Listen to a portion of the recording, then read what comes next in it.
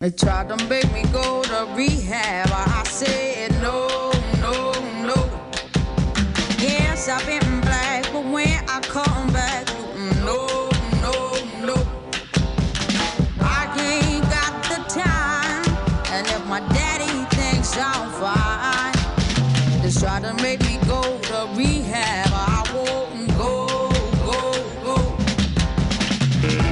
I'd rather be at home with Ray. I ain't got 70 days. 'Cause there's nothing you can teach me that I can't learn from Mr. Hathaway.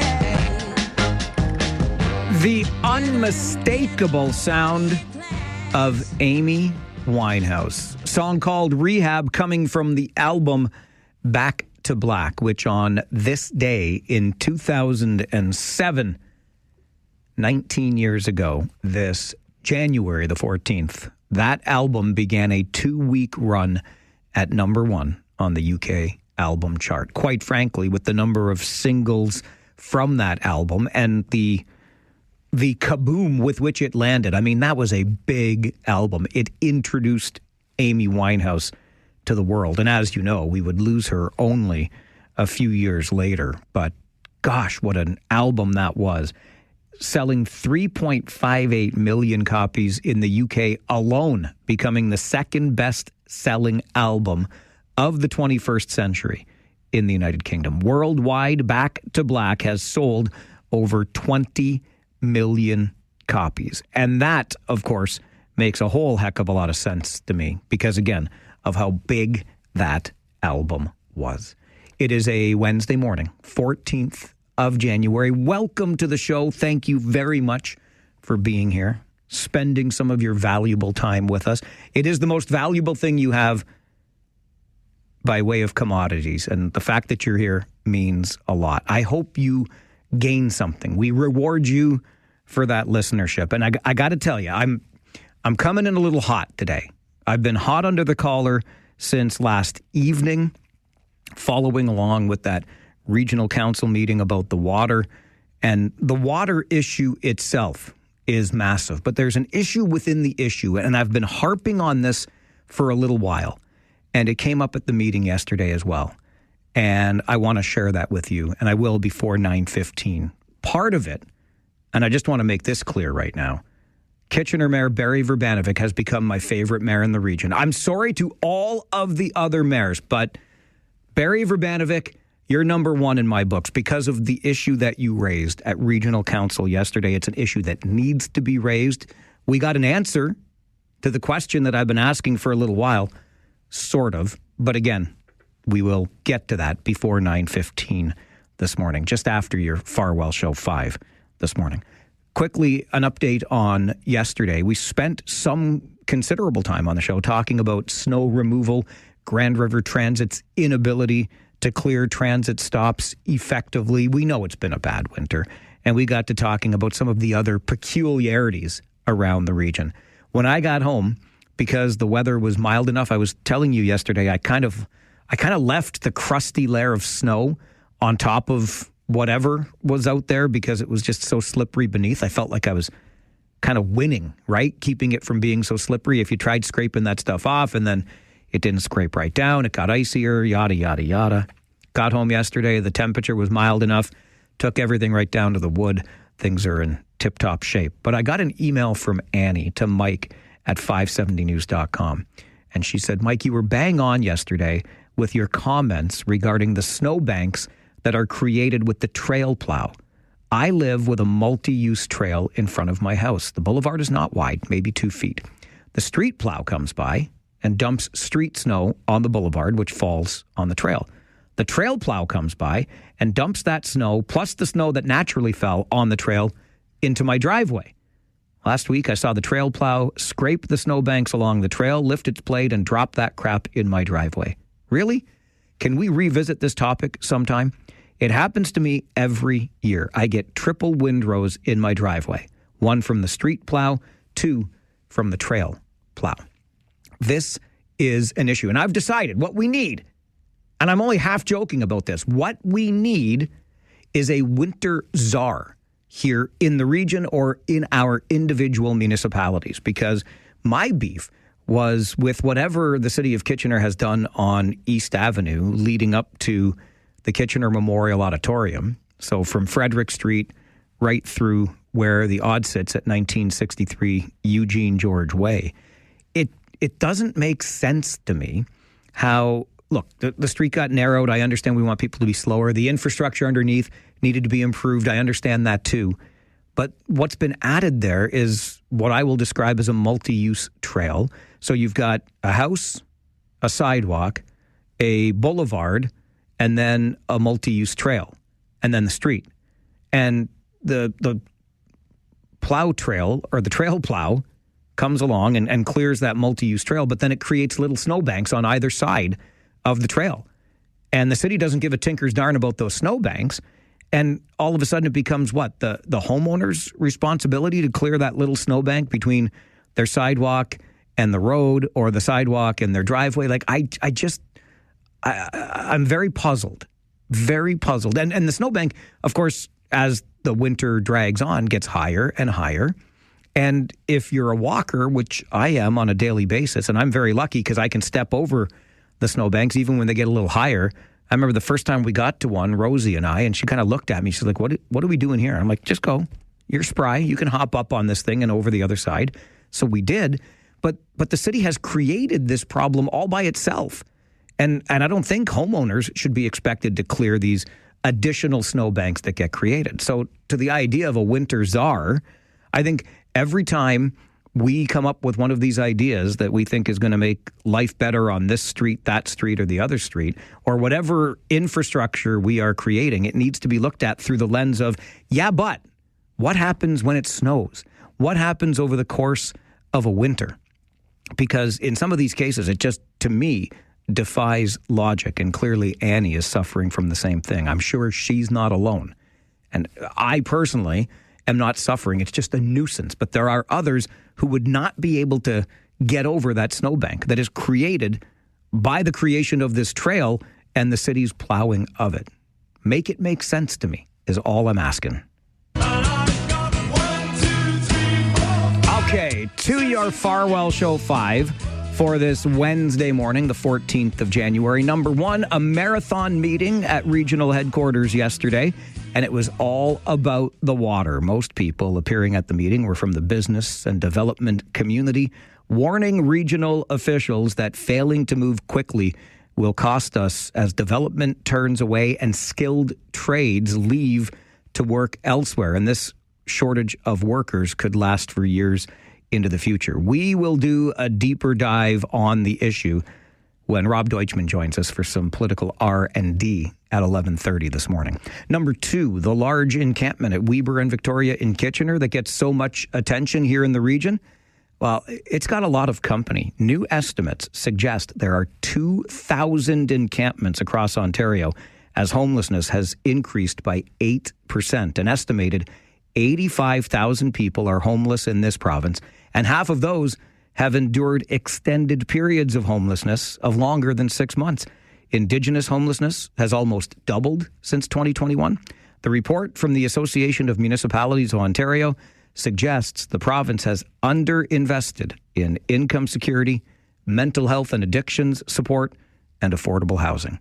Number three, on your Farwell Show 5 this morning, multiple suspects are still on the loose after an alleged smash-and-grab jewelry store robbery in Kitchener. Regional police called to the Fisher-Holman and Highland area late yesterday afternoon. They say 4 suspects wearing masks came into a jewelry store using hammers to smash display cases. They fled in a waiting SUV. A description of the suspects and the getaway vehicle can be found on our website, kitchener.citynews.ca. Number 4, following the recent U.S. military intervention in Venezuela, a new poll suggests almost a third of Canadians believe the United States might attempt direct action to take control of Canada. It also suggests 1 in 5 Americans think the same. More than half of Canadians surveyed think the American intervention in Venezuela violated the country's sovereignty and sets a bad precedent. And number 5 on your Farwell Show 5 this morning, the OHL's top prospects game. It's the Connor McDavid top prospects game taking place tonight in Peterborough, and it features plenty of names you will know. Kitchener Rangers defenseman Alexander Bilecki will play in the game, along with former Rangers and now London Knights defenseman Jacob Zhu.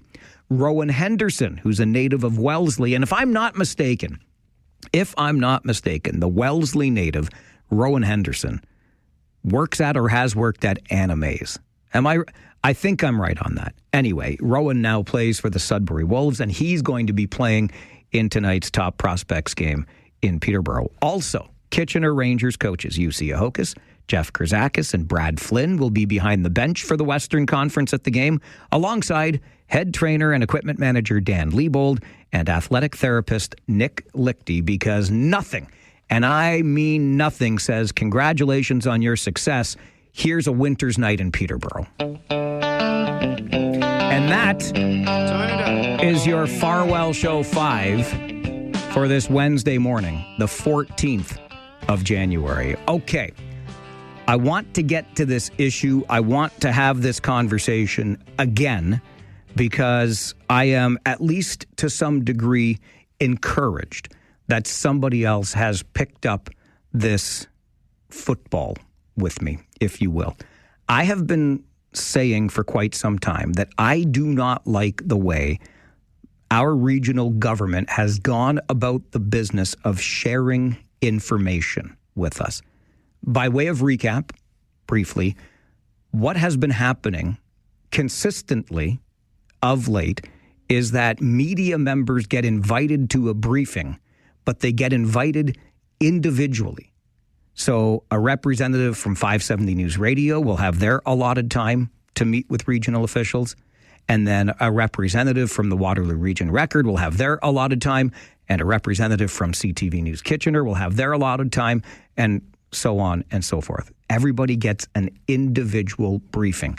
This is not the way. In 30 years in this business, never have I ever seen it done this way. And what I have shared with you before, and I can tell you from firsthand experience, when I was the junior reporter at those media briefings, I was really grateful for the more experienced reporters that were there asking questions so that I could learn from their questions, get answers from more experienced journalists, and have that same audio for what I was recording. It's a growing experience for us in the media, and really, it's the way to deal with an issue. You call a media conference, you assemble the media, you deliver the message to them collectively. And Kitchener Mayor, also a regional councillor, Barry Verbanovic, raised this issue at the regional committee meeting yesterday when we were talking about the water. And this is why Barry Verbanovic is now my favorite mayor in this region. I look at what other cities have done, different situation, different crisis, broken water pipe in terms of Calgary twice now.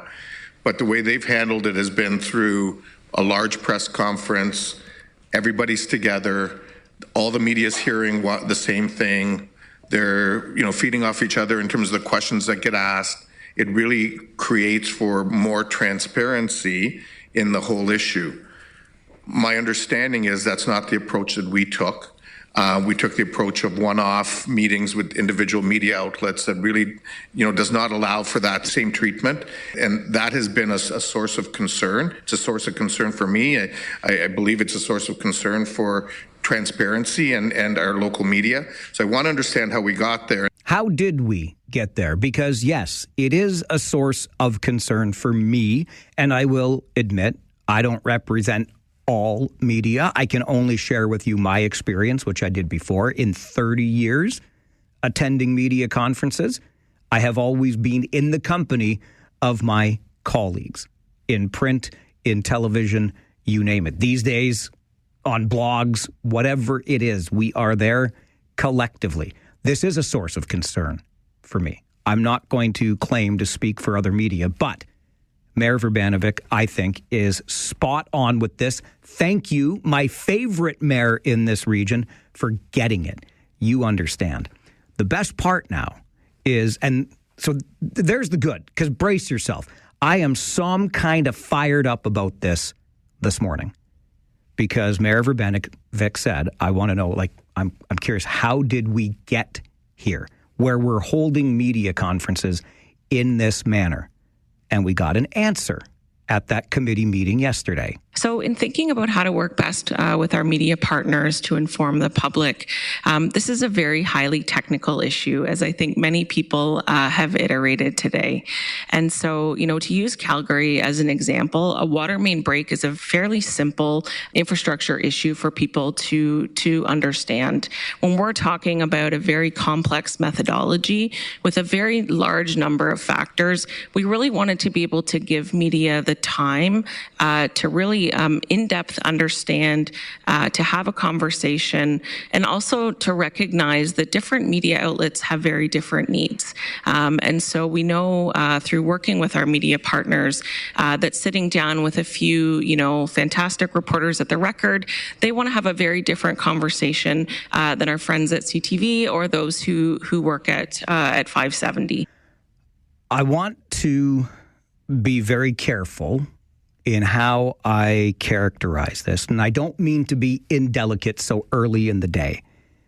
But that response, that, quite frankly, excuse for holding media conferences the way the region has been holding media conferences is, not to put too fine a point on it, bullshingles. That is absolute, pure poppycock. That's what that is. It's so technical that you need these individualized briefings. Okay, let's assume that's the truth. Well then, why, can I ask you, did you also hold media updates in this manner for the Wilmot Land Assembly? Was that also too technical an issue for us to understand in the media as a group?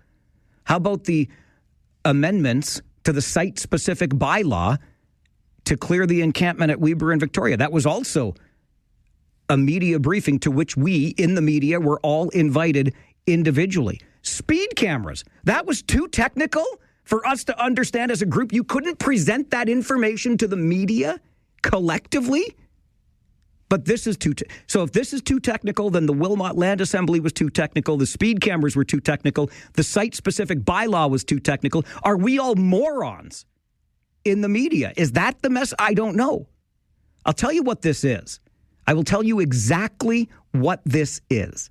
This is an effort to control the narrative. That's what this is. The region, by holding media updates in this manner, is attempting to control the narrative. It is the exact opposite of transparent, and it's got to stop. I have said this before. I'm saying it again. Thank you, Mayor Verbenek, for raising it at the meeting. This is wrong. You hold a media conference. Everybody attends. They all get to ask questions. Younger reporters learn from more experienced reporters. We all get the information at the same time. You can live stream the ding-dang thing. When Ontario Premier Doug Ford gives one of his media updates, how does it work? Does he say, okay, newspaper first over here. Okay, I'm done with newspaper. Now, radio over here. That's not the way it goes. Plus, it gets posted publicly online for the Ontario tax-paying public to see. That's transparency. You get to hear the questions and the answers.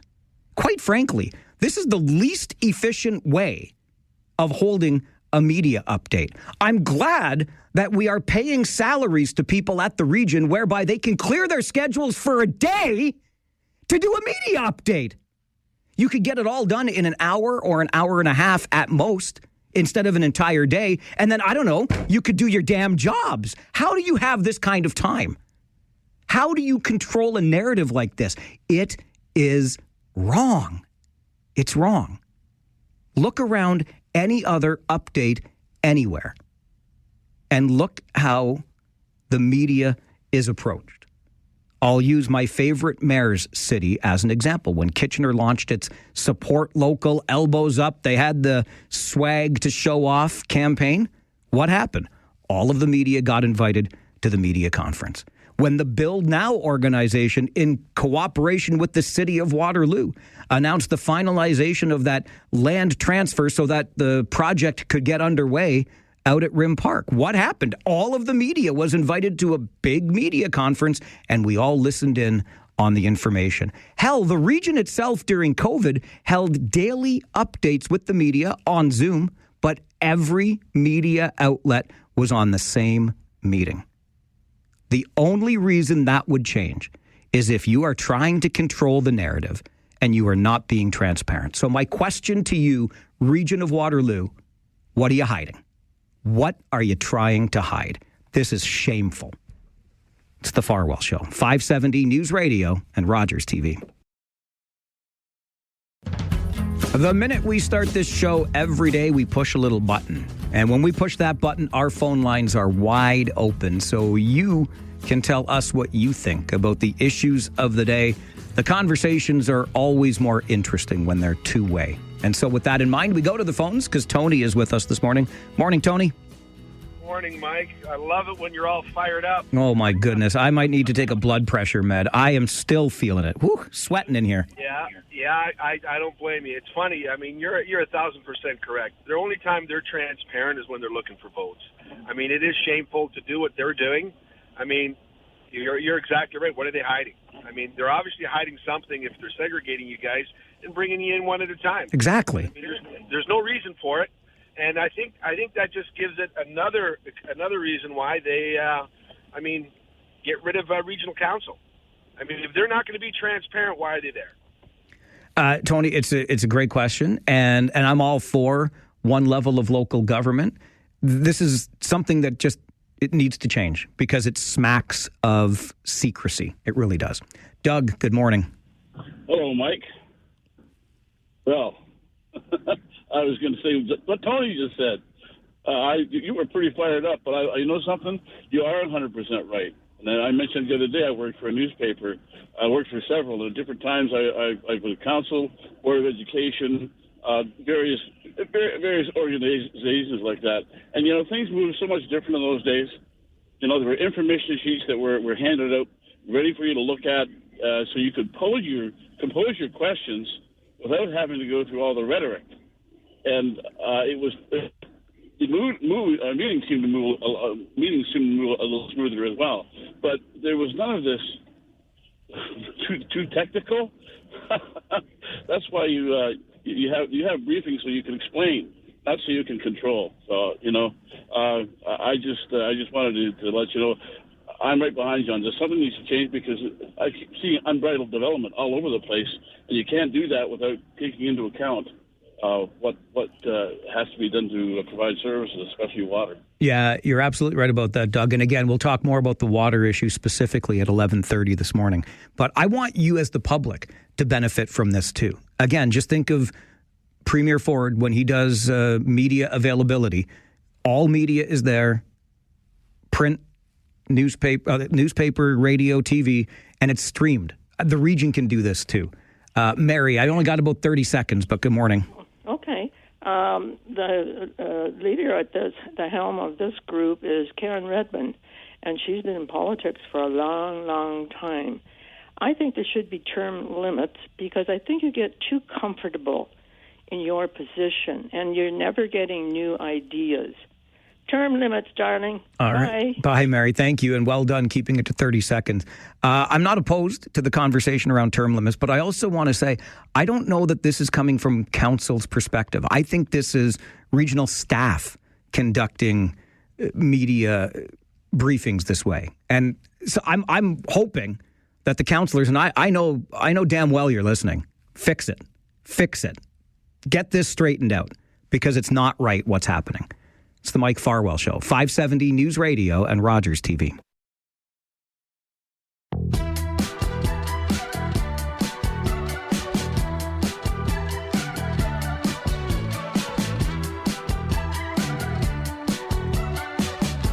I have no doubt that you know the fountains.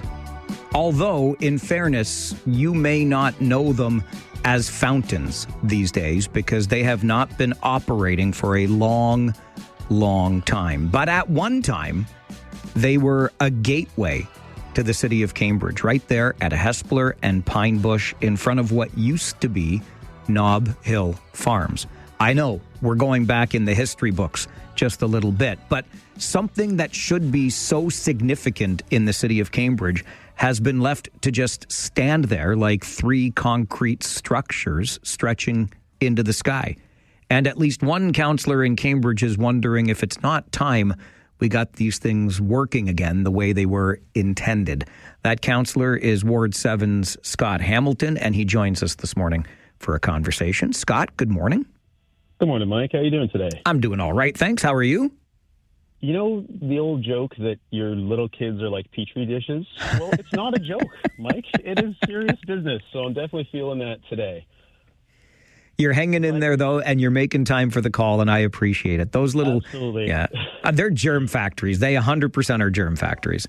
Yeah, you got to push through, though, so thanks for having me on, Mike. Well, thanks for pushing through yourself and making the time. Can you give us a little bit of the background here? I did, I think, a high-level service to this, but you could probably go a little bit deeper into the background of these fountains and where they're at, so to speak, today. Sure. So for anyone that exits the 401 and proceeds south down Highway 24 into Cambridge, that's the gateway, and that's the welcome to the city kind of intersection at Hespeler Road and Pine Bush, and that's the exact spot in Cambridge where Galt, Preston, and Hespeler meet. So it's essentially a critical juncture of the city. Back in 1991, it was Nob Hill Farms, and this was before my time in the city, but they constructed the largest grocery store in the world at that time at the location where the Home Depot currently stands. And they built three very large monoliths or pillars as water fountains. And these became kind of a fun attraction for citizens over the years. Visitors really enjoyed looking at them. They were quite the talking point and even a source of pride and inspiration for residents. Long story short, those were shut down, I think, in the mid-2000s. They sat dormant. Home Depot took over the property. Councillor Frank Montero, the late Councillor Frank Montero, he pushed to revitalize the fountains in 2018 to work with Home Depot as partners to bring them back in some fashion. But sadly, Councillor Montero passed away, and of course we know the pandemic hit and a lot of projects got shelved. And so if we look at that intersection today, Mike, that Pine Bush Hespeler Road intersection is now going to be a critical spine of the future of Cambridge, not only because the 401 sits there, but because going south, we will hopefully have the LRT going down into Galt. We will hopefully have the GO station from Pine Bush proceeding up into Guelph. And of course, we'll have a lot of housing going in across the street where the Walmart Plaza and Best Buy and those big box retail shops currently sit. So I think now is the time that we have to start thinking ahead and looking at how do we ensure that one of, if not the most important intersections in the city, the gateway to Cambridge, how can we revitalize that and try and bring these fountains back to life in some capacity, whether it uses water or something else? The late Councillor Montero was a good friend of this show. We had many a spirited discussion over the years, and I can't help but wonder, Scott, what it was like that has prevented us from getting these things functioning again. I mean, if Nob Hill Farms essentially gifted them to the city, why can't a partnership be worked out with Home Depot? You know what? That's a question that I hope we can answer. I know Home Depot has reached out and they've said, yeah, we'd be excited to continue talks. And so what I plan to do is bring a notice of motion to council on February 3rd for discussion, just to look at a staff report indicating options. How can we partner with Home Depot to bring some element of these fountains back to life? And obviously, it's no secret, Mike, that we have some really huge issues in the region right now. You were just talking about the water shortage issue, the water capacity issue. We have issues about affordability, housing, homelessness, and we know all of this, right? I work for a charity full time, so I know the struggles that people are experiencing right now. But with these fountains, we have to look at the future importance of projects that also bring inspiration to residents, that can create placemaking. That's also an essential part of looking forward in the city. And so with these fountains, I think, to bring the water back, that might simply be far too expensive for today, and that's fine. I think staff will be able to indicate what the cost is.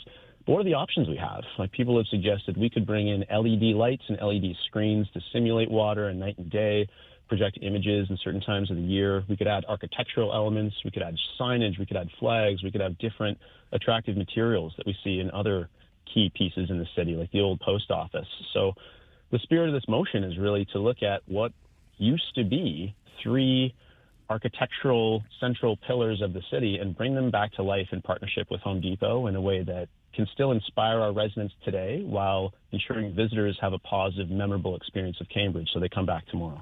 I'm glad you brought up the other big issues that the city of Cambridge itself and the region as a whole are facing, because the question has been asked of me since this story first started getting traction, and that is, how can we be talking about fountains when we're in the midst of a water crisis? So that's not necessarily going to be the final vision here. Absolutely. The final vision for me right now is just asking staff to say, hey, what are the options that we have? And although I know there's a lot of nostalgia around the water pouring through, and there's been a lot of jokes about pranksters that used to put soap in, if I was a betting person, Mike, which I'm not, but I'll bet right now that with the money we have in the coffers, it's probably going to be far too expensive to put water back through those fountains again. They're probably in a state of disrepair. So what are the other options we have to beautify that corner and still inspire people? And I think there are lots. I mean, the potential is kind of unlimited in that corner, but we've got to start somewhere. And so that's what I'm trying to do here. And of course, there's no secret that we are financially stressed right now. But part of operating a city is, of course, you need to maintain key pieces of infrastructure, roads, waterways, as you've been discussing. There are ongoing crises of homelessness, housing, addictions, mental health, and all levels of government in every jurisdiction are trying to address those. But we can't forget that at what is essentially the front door of Cambridge, it also helps us as a city to create something there that is inspirational, that is attractive, that does signal to residents and visitors that we care about the aesthetics of our city, and it's an inspiring place, and it's a welcoming doorway to walk through instead of something that might sit and is ultimately slowly and unfortunately decaying, which is the situation I think we have now in some respects. I know that Home Depot has at least indicated they're open to a discussion about something with the city that could bring these fountains back to life, or these structures in some capacity. And you mentioned the old post office in Galt, Scott, and that's just got me thinking about other local businesses, the corporate community that might also play a part in this, because Christie Digital is a key piece of that old post office display. Absolutely. And I think if you look at the changing nature of funding of municipalities over the past few decades, previously, I think municipalities are very hesitant to engage corporations in terms of funding and sponsorships, right? You don't want your city's logo beside a corporation.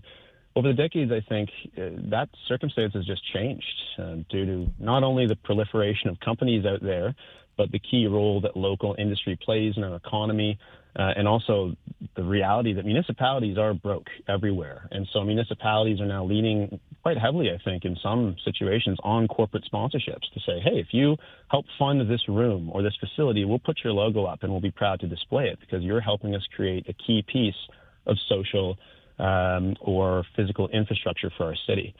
So I'm hopeful that staff can connect with Home Depot and can come up with solutions where maybe that's part of whatever emerges at this corner if the motion does pass. That, again, it shouldn't come out of the taxpayer's pocket because we are all stressed. I'm stressed, right? I have little kids and mortgages and car payments to pay. But the reality is that is the front door of Cambridge, and it has sat dormant for decades. And with the tremendous changes that are going to occur at that corner, I think it helps us all as a city now to start thinking ahead and asking what can we do there that will inspire residents and visitors alike? Because the time to start thinking about it is now if we want to see action on it in the future. Scott, appreciate you making time for the show this morning. Thanks again for being here. Thanks for your time, Mike. Have a great day. You too. Bye-bye. Cheers. Scott Hamilton is the Ward 7 councillor in the city of Cambridge, sharing his vision for the future of what can be an inspiring gateway into the city of Cambridge. Let's be honest about the way that it looks now, and it quite frankly looks like nothing. It looks like 3 concrete pillars standing there, stretching into the sky. That's it. I remember, now that Scott brought it up, the times that pranksters would put soap into those fountains and it would overflow. And oh, yes, we all had a grand old time, didn't we? And I recognize, as I said, you've asked me on multiple occasions over the past 24 to 36 hours since this story started gaining traction, and I had mentioned we'd be talking about it. You're like, what do you mean? Like water fountains when we're in a water crisis? So Scott is obviously thinking beyond that, not to mention the infrastructure within those concrete pillars probably being at such a point that it would be financially,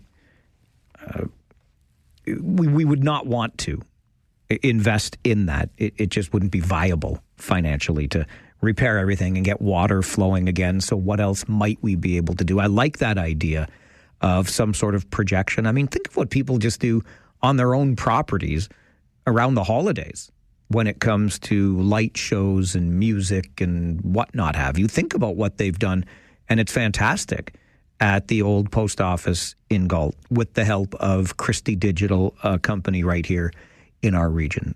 Can't help but wonder if there might be an opportunity for us in that regard here at this main intersection that welcomes people into the city of Cambridge, where Galt, Hespeler, and Preston all meet. And I get where you're coming from. I do.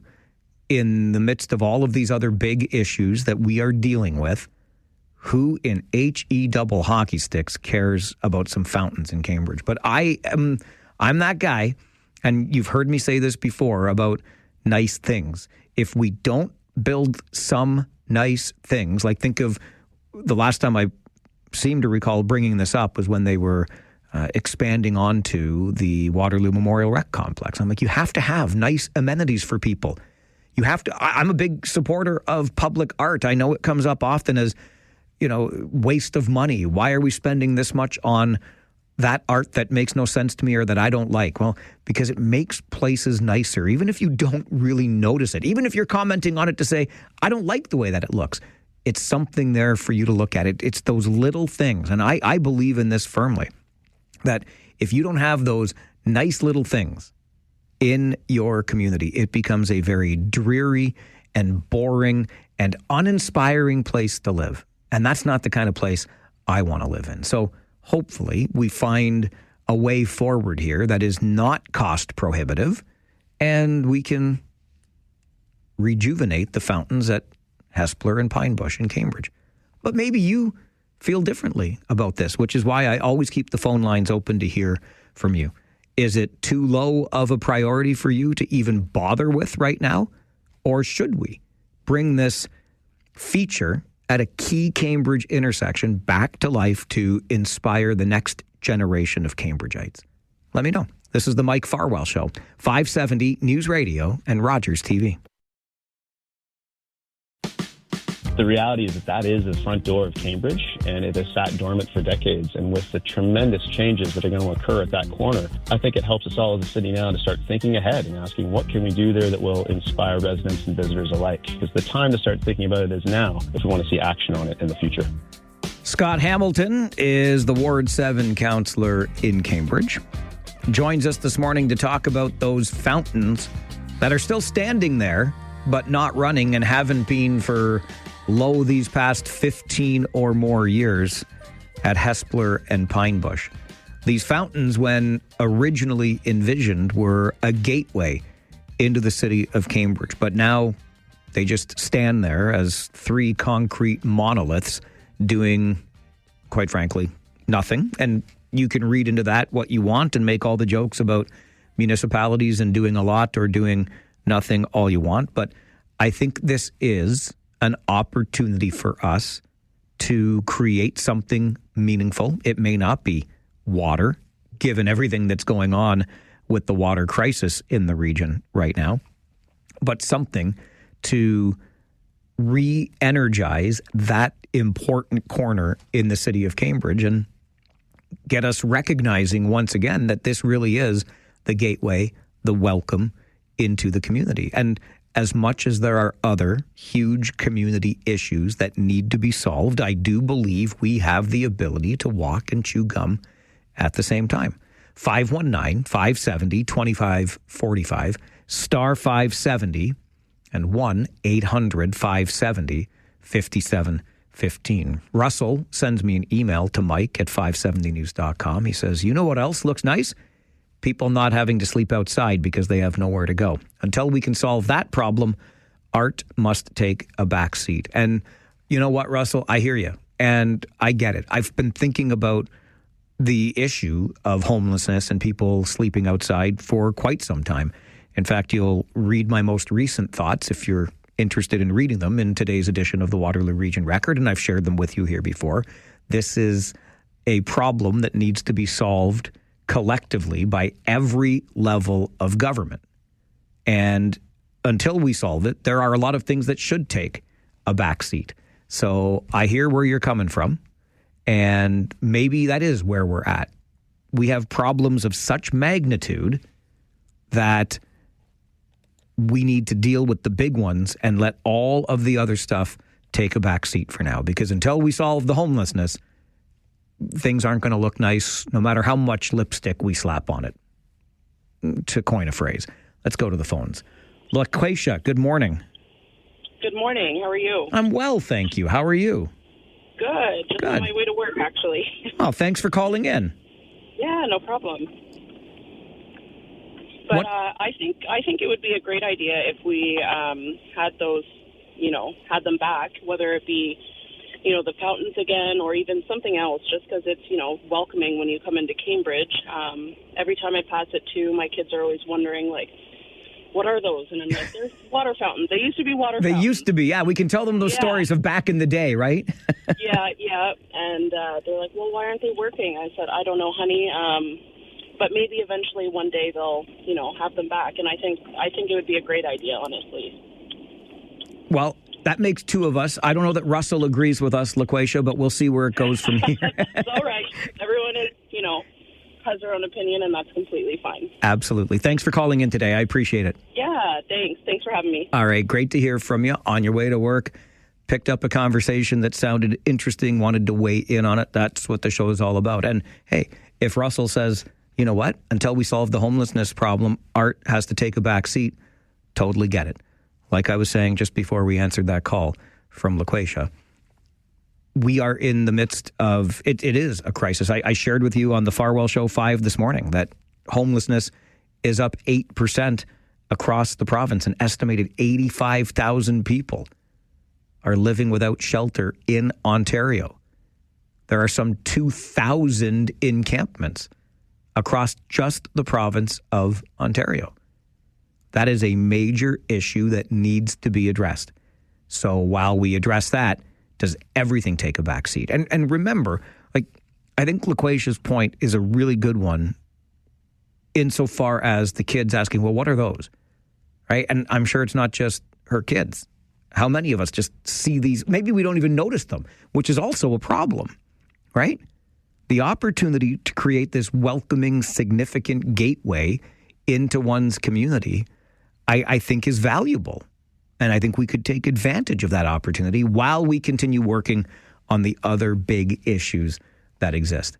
Because otherwise, if everything takes a backseat for now, how much longer is it going to be before everything looks like these fountains now at Hespeler and Pine Bush, which is just these big concrete structures standing there doing absolutely nothing? And then we got to catch up on all of that. I don't know. It's tough. It's tough for sure. Paul, good morning. Good morning. What do you think? Well, Mike, I have a connection with those fountains. I worked for Nob Hill Farms for years, and I worked personally for Steve Stavros. When he started construction, I worked at the site, and I just looked after things. And, those fountains, when they went up, I think the cost of them was $1.5 million back then. And it would be a shame to get rid of them. And, he took a lot of pride in his properties. And, it would be such a shame to lose them. Yeah, I think we're on the same page there, Paul, and I appreciate you weighing in. That takes you back a little bit. Steve Stavros used to own the Toronto Maple Leafs. This is the Mike Farwell Show, 570 News Radio and Rogers TV. With so many options, why choose Arizona State University? For me, the only online option was ASU because of the quality. Their faculty was really involved with their students and care about your personal journey. The dedication to my personal development from my professors, that's been extremely valuable to me. Earn your degree from the nation's most innovative university. Online. That's a degree better. Explore more than 350 plus undergraduate, graduate, and certificate programs at asuonline.asu.edu.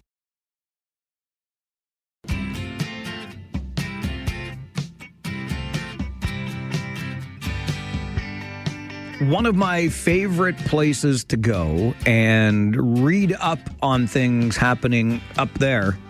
No, not up there. Although sometimes I think the people sitting in that particular house think they're up there. I just mean up there in Ottawa.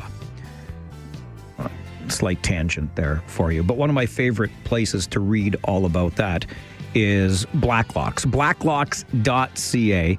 Minding Ottawa's business, the only reporter-owned and operated newsroom covering our nation's capital. And every Wednesday morning, we check in with the managing editor there so we can understand better some of the stuff I've had the chance to read, and we can bring it to you here on the show, thanks to Tom Korski, the managing editor at Blacklocks Reporter. Tom, good morning. Good morning, Mike. One of my articles that I got to read just this morning indicates to me, and I'm sure you'll be able to fill in the blanks, but the feds cannot handle all of the refugee claims they're currently experiencing, and now they need the help of the private sector, Tom? Isn't that something? This is the National Immigration and Refugee Board appealing for consultants to help them clear their backlog. How bad can it be? It is so bad if you are a refugee claimant, a legal immigrant, and you file your claim today, you can expect the board to come up with a ruling around the fall of 2030. Literally a 4-year backlog. By the way, those board rulings are then subject to appeal petitions to the federal court, which can take another 1 to 2 years. You are talking about a system that is now so dysfunctional. The chair of the board has described it as a shock in terms of volumes. Literally a 4-year backlog. It's through the roof there. It is spectacular. And then you talk about the board and the appeals. I mean, this is 5 to 6 years going through the claims process while this person is essentially living in some sort of Canadian limbo. Hands down, and at taxpayers' charge. Everyone knows this. By the way, the budget office has come as close as anybody, Mike, to saying how much is this costing the taxpayer. And they came up with a figure as high as $36,000. But that's just per individual, man, woman, and child. That's just for the appeals. That doesn't include shelter costs. That's a provincial charge. Or education costs for the kids. That's up to the local ratepayers. Or food bank use, or you name it. I mean, this is one of the most expensive foreign aid programs going. It's haphazard, the result of mismanagement. They won't say what the costs for individuals are. And for the longest time, it was out of control. The problem, Mike, is the Cabinet's now trying to restore, they've used the word control to take back control of the immigration system. But it's been such a fiasco for so long. These numbers are absolutely staggering. What are they up to now? Backlog increased 5-fold to 290,000 claims. That's today, and it grows every single day. Okay, with all due respect intended to the dearly departed, and I mean that politically anyway, former federal NDP leader Jagmeet Singh fought hard for pharmacare. That was part of the deal when the Liberals and the NDP got together in Parliament. But is that pharmacare deal dead, Tom? No duty on the part of the feds to negotiate here? Dead, and how? The NDP to this day maintains that they somehow got some agreement from Cabinet that it must negotiate pharmacare, the first steps towards mandatory public universal insurance for prescription drug costs. And they started off with diabetes medication and some contraception drugs. So far, they have, how many jurisdictions? Let's see, Manitoba, British Columbia, Prince Edward Island, and Yukon have signed up. So in other words, you're excluding, 85% of the population? And we see in a memo to the Minister of Health that says we actually, We have no obligation to negotiate anything with anybody. You know how sad this was for Jagmeet Singh. I always said what a fantasy it would have been to play cards with Jagmeet Singh, because he'd go to a poker party and announce, I just want to let you know, guys, I'm going to be folding every hand for the rest of the night. The feds had already reneged on the supply and confidence agreement he had before their disastrous 2025 election on pharmacare. They did not pass a bill that really mandates anything except to kind of talk about it. And if anyone was unclear on that, they put it in writing in this memo. I loved, Tom, reading at blacklocks.ca about the federal government's promise to feed our kids in school. I remember when this promise was made, and I thought, of all of the things I expect of or want from my federal government, providing food in school for my child was not one of them, but nonetheless, here we go. How many kids are we feeding, Tom? They don't know. Isn't that interesting? They announced this goes way back to Trudeau, and it was going to cost $200 million a year over 5 years, $1 billion. And they've said this over and over, that they are feeding 400,000 children. And it was clear, according to, for instance, testimony in parliamentary hearings by the Breakfast Club. It said, no. 200 million, this is arithmetic, $200 million a year, 400,000 children, 180 school days, that comes to $2.78 a day. You're not feeding any child for $2.78 a day unless you're giving them tap water and a box of chiclets. It's impossible. Average costs of these school lunch programs are typically $5 to $6 a day. It would take billions, testified Judith Berry, co-founder of the Breakfast Club. How do we know the feds know that they tried to pull a fast one? Because only now they're commissioning million-dollar research by the Institutes for Health to find out exactly what they're getting for their $1 billion. Isn't that something? Remember, and by the way, Matt Strauss was the MP who requested the original figures and got the disclosure in the House of Commons when they said, we didn't even ask how many kids were fed as a condition of the funding. The main thing was the slogan, though. Matt Strauss is one of our guys right here in Cambridge, a Conservative MP. Glad he asked that question, because this was a confusing one from the get-go, Tom. As I said, what business does the federal government have in the classrooms of the nation, if you'll forgive the phrase?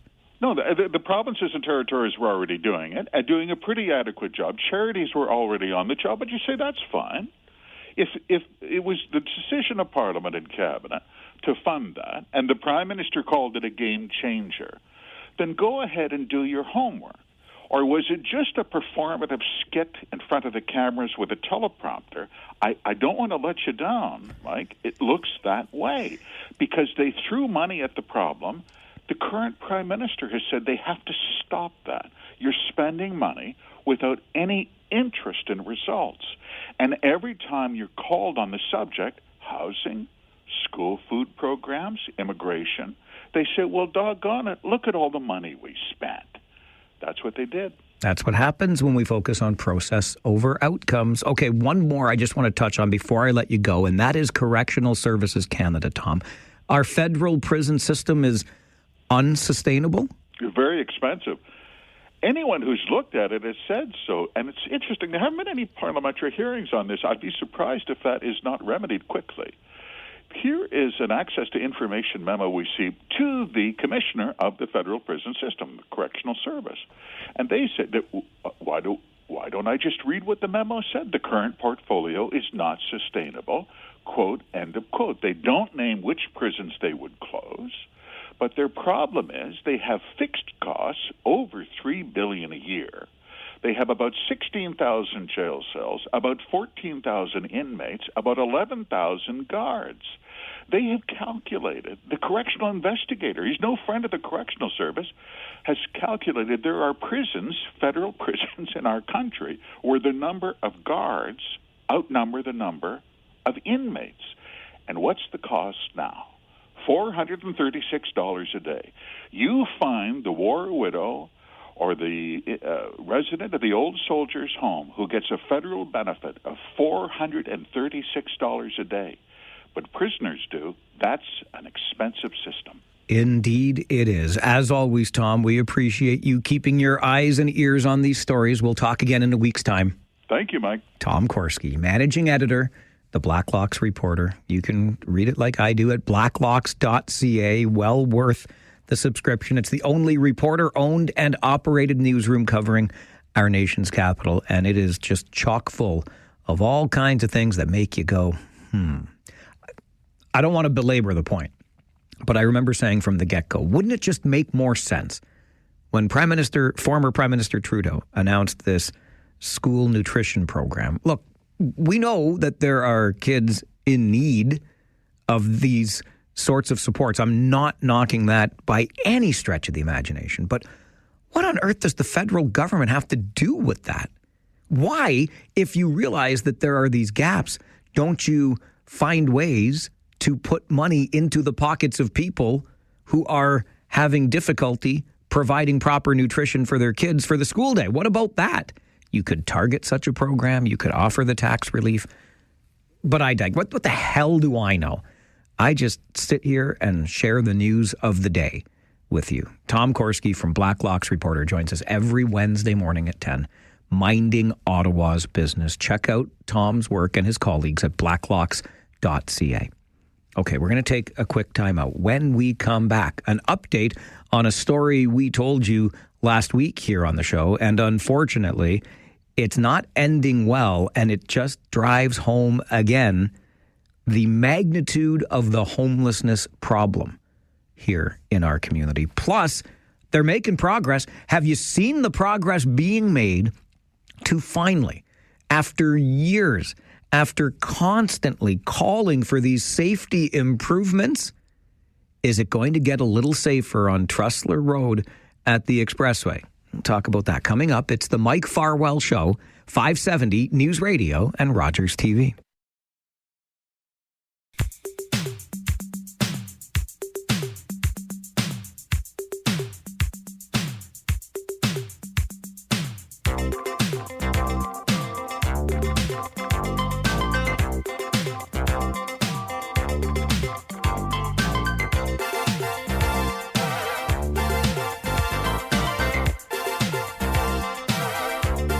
If you were listening last Friday, you may have heard the story of Jesse Damery and his father-in-law. And by the way, if you were listening last Friday, thank you for that. That would make you a pretty consistent listener to the show, and I understand.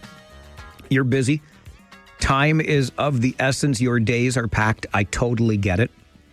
But I'm always encouraging you to stop by, check us out, 15 minutes a day. That's all I ask. We got... how many minutes are we doing? 240 every day? 15 minutes, really small part of that, 1/16th to be exact if you want to get mathematical about it. But here's the thing, and the reason I bring up the 15 minutes daily. If you can do that, if you can just find 15 minutes in your day to stop by, tune in, check out what's going on, whether you want to call in and talk about the issue of the day or just listen to other people talking about the issues of the day, that's fine. And if you're putting in that 15 minutes every day, we are more than happy to add you to our ever-growing list of Farwell's Force members. Joyce sent me an email last evening, and she said, I've been listening for so long, and finally, I gotta get a number. Joyce, you're getting a number. Number 282. That's how strong Farwell's Force has become. A force for good, a force for change, a force to be reckoned with. And if you listen for 15 minutes every day, whatever 15 minutes you choose of the 240 minutes we're on the air, by all means, I will gladly give you a list. It's a number on the official list. It's a thing. I write it down every time. Put your name beside your number and make a note of it as an official member of Farwell's Force. So welcome aboard, Joyce. You probably heard us tell the story last Friday, and it was a heart-wrenching and, quite frankly, curious story. The Coles Notes version of it being Jesse Damery's father-in-law suffers from a mental illness. He has been removed from his housing because he had been living with a relative who passed, and then Jesse's father-in-law was overhoused. He couldn't have all that space, especially subsidized. So they tried getting him to a new place, and it was shelter to shelter, place to place. And because of Jesse's father-in-law's mental illness, he was a lot to handle. They moved him into the family house for a while. It just didn't work because with the kids there and the mental illness present, it just wasn't working out. Well, wouldn't you know, Jesse's father-in-law ended up getting red listed at every shelter in the city because of the problems that he caused, suffering from bipolar. So what did Jesse do? He decided to take matters into his own hands. His father-in-law had found a place in the woods where he basically set up camp, right? And we know that these encampments exist either in sight or out of sight. And what Jesse decided to do was build a tiny home for his father-in-law in the woods, in the same place where he had already erected the tent. Figures winter's coming on. Can't have the man out here freezing. So Jesse built the shelter in the woods so that his dad, his father-in-law, had a safer, warmer place to live. I know building it in the woods wasn't, like, just going to be honest, was it the most legal thing? It wasn't. I understand that. But these encampments, they're putting up these tarps, and it looks very, very decrepit.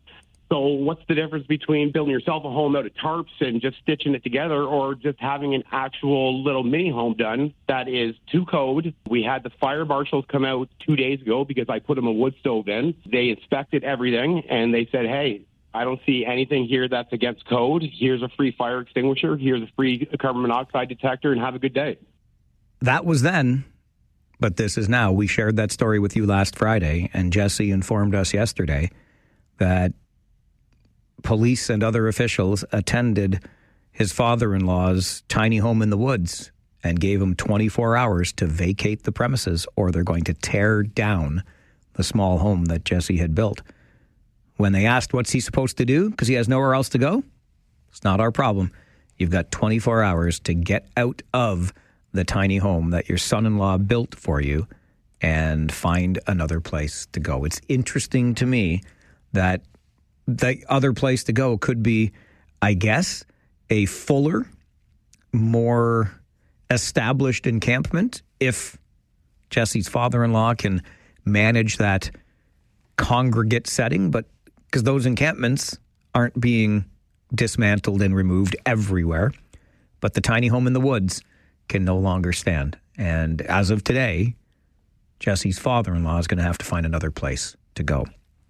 I noticed on my way home from work the other day, and I wonder if you have spotted this yourself. The improvements are coming. It might actually get safer not too far into the future on Trussler Road at the expressway. It was hard to miss the posts that had gone up, and now the traffic signals that you can see are coming because they're hanging over the road. They're bagged right now as they get things working. But as I was getting onto the expressway after leaving work the other day, you could see the trucks in and around the on-ramp and on the other side of Trussler Road doing the necessary work to get those traffic signals into place at the off-ramp. Now, the one that's being signaled now or signalized now would be the off-ramp from Highway 78 East. So if you're coming from New Hamburg and you get off at Trussler Road and then you end up with your left or your right-hand turn, we also know if you're headed westbound towards New Hamburg and you get off at Trussler Road and you want to make a left-hand turn, oh boy, the best advice, we've talked about it on the show, if you're going westbound and you get off at Trussler Road, the best idea is to just drive. It's a little bit out of your way, 100, 200 meters or so, but you'll get to the roundabout at Highview and just use the roundabout to turn yourself around and head back the other way on Trussler Road. Because trying to make a left at the end of that off-ramp is a risky proposition. We have seen far too many collisions there. But they've got a traffic signal going in at the off-ramp from the Highway 78 East at Trussler Road, which means left-hand turns with a signal there to help monitor or control that traffic will make it a little bit safer in the days ahead. They seem almost ready to take those tarps off the signals and get them working. So I noticed that the other day. Thought I'd share the update with you. We're going to get a little bit safer. I mean, the region had to deal with this. The city had to deal with this. The MTO had to deal with this. That's why it's taken so ding-dang long. But it looks like, having seen it with my own eyes on the way home from work, that the signal is about to be activated on Tressler Road at the off-ramp from Highway 78 East. Good to see a much-needed safety improvement. An update from the 570 News Center on the way. And then why is next Monday Blue Monday and what are we doing about it? Plus, the USports Women's Hockey Championships returning to Elmira in just a few months' time. We'll talk about both of those things next on the Mike Farwell Show. 570 News Radio and Rogers TV.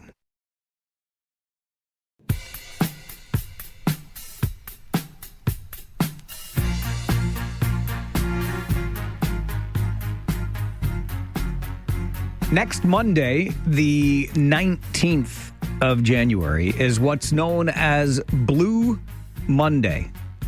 Why do we call it that? Well, it's the third Monday in the month of January, a month that feels like it has a year's worth of Mondays. Can we just be honest about that? Plus, it's the time of the month that the bills from Christmas might start coming in and you realize you might have overspent and how are you going to make ends meet? And oh my goodness gracious, it all combines to make us feel a little bit blue. Now, there have been a lot of arguments made that this whole idea is just a bit of a myth. It's the winter blahs and it's not really as blue as you think it is, but it's a good opportunity for us to reflect on our mental health. And a good friend of mine who co-founded this thing called Kickback 9 years ago makes sure that on Blue Monday, we are taking a little check-in on our mental health. That friend is Ben Strasser, who joins the show this morning. Good morning, Ben. Good morning. How are you? I'm terrific, thanks. How are you?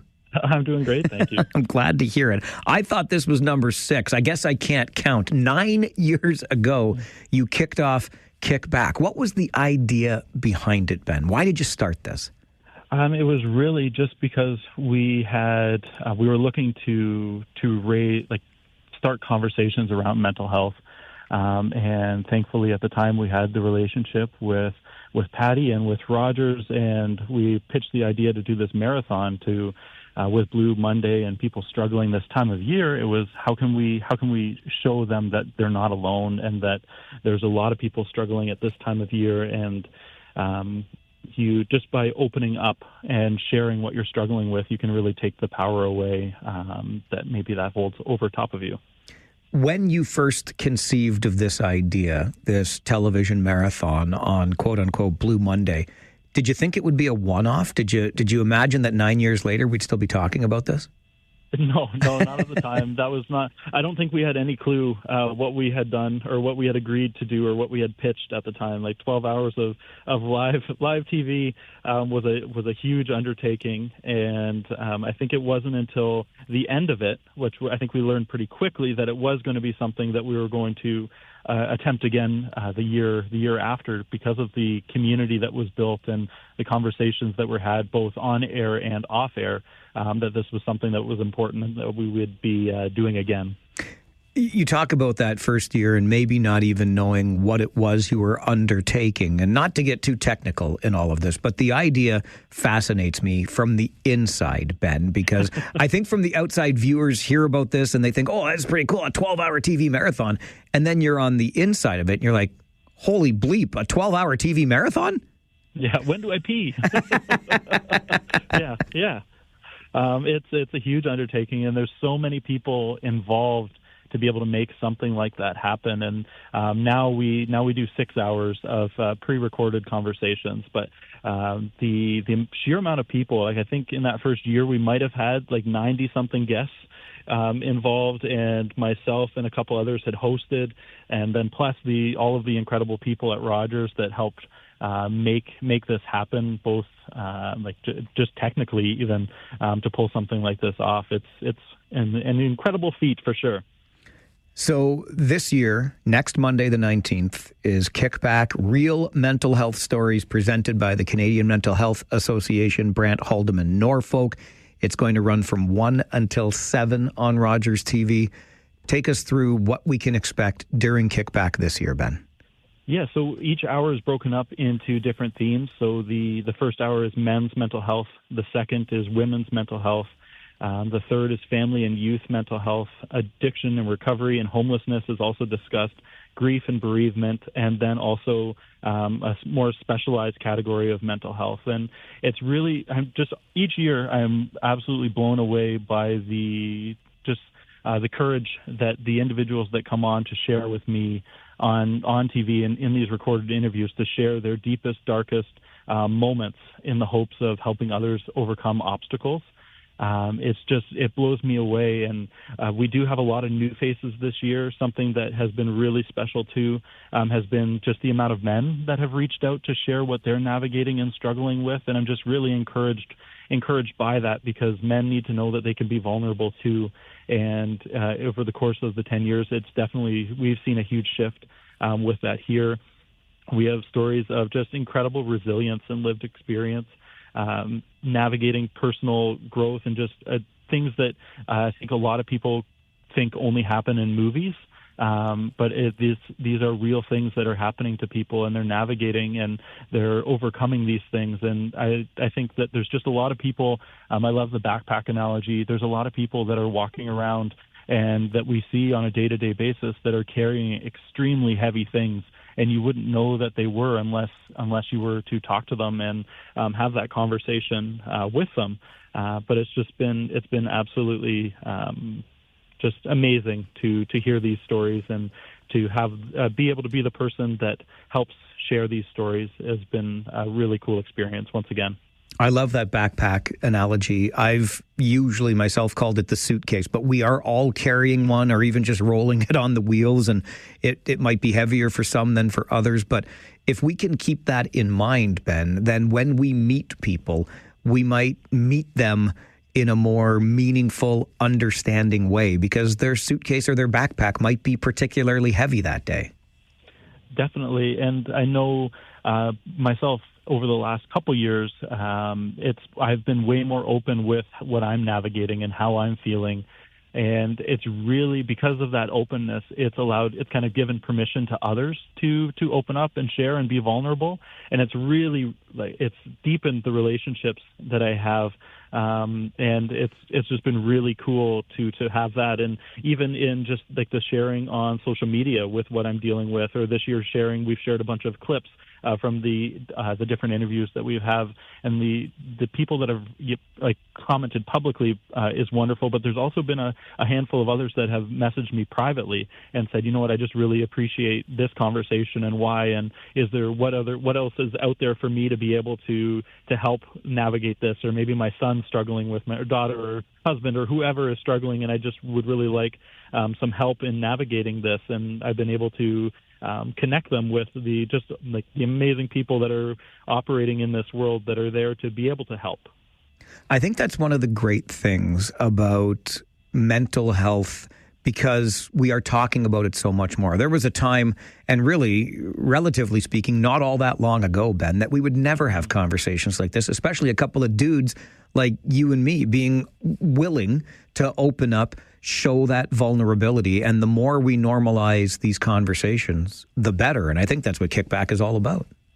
That's exactly what it's all about. And it's really that snowball effect of creating a snowball of vulnerability. It's showing people that if you and I can be vulnerable and share what we're navigating, and we can share that with not necessarily, it takes strength to share that, and to show that sign of vulnerability. It takes strength to do that, and to make that be the norm and make that be okay. That's where we're headed, and that's what we need to do to make sure that people understand that it's okay to share, because bottling it up and holding it inside leads to all sorts of issues.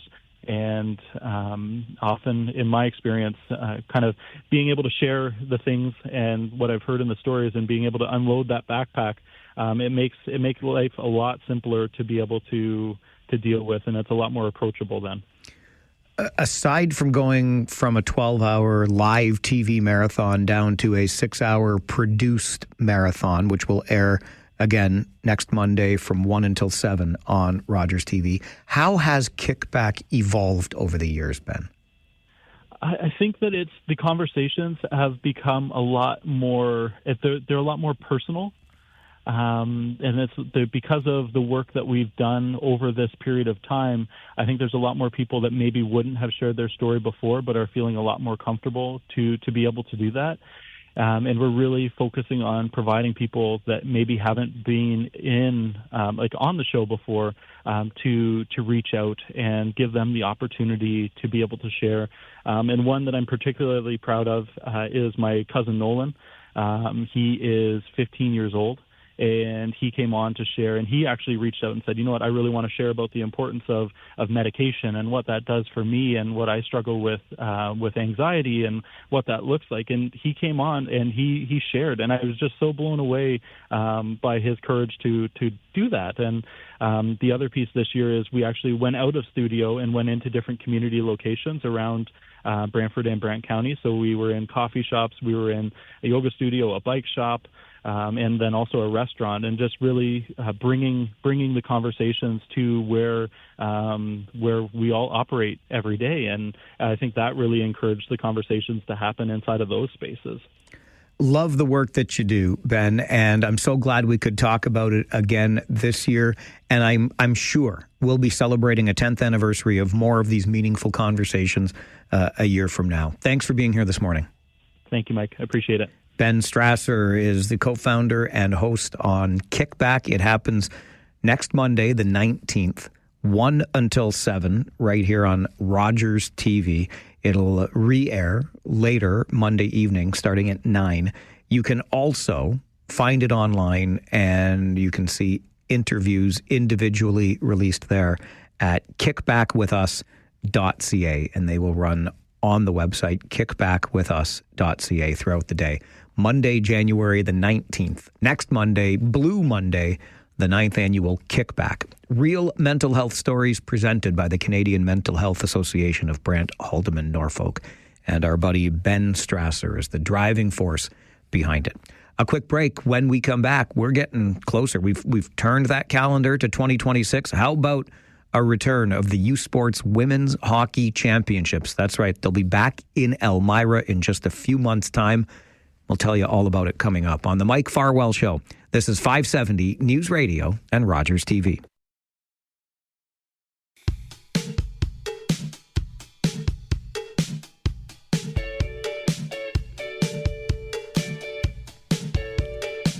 The 2026 Women's Hockey USports Championship will once again be held here in Waterloo Region. The University of Waterloo playing host last year.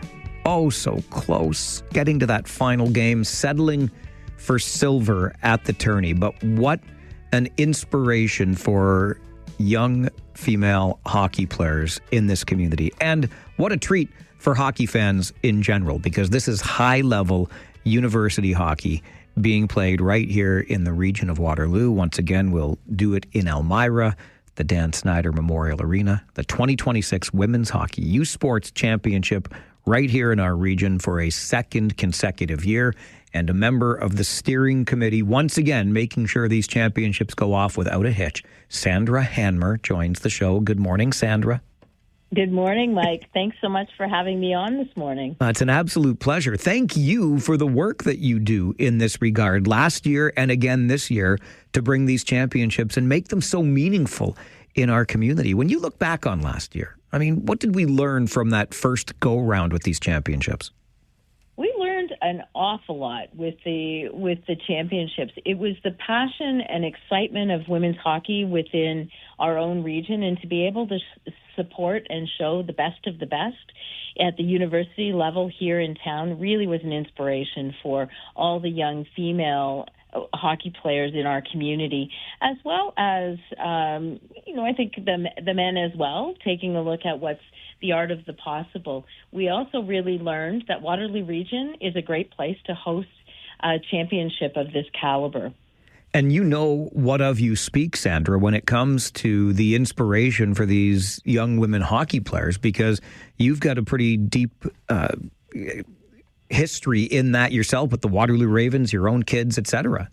I do. And so being able to have athletes who are aspiring really to see the top talent, it really does emphasize the see them, be them mantra that supports the USports Women's Hockey Championships. We're delighted to be able to offer it again and to encourage not just the Ravens and the Rangers to be part of it, but all of the local girls hockey associations to come out, be part of it, to see people. We've got competitions going for ticket sales, also opportunities to meet with the athletes and get some support for coaches as well.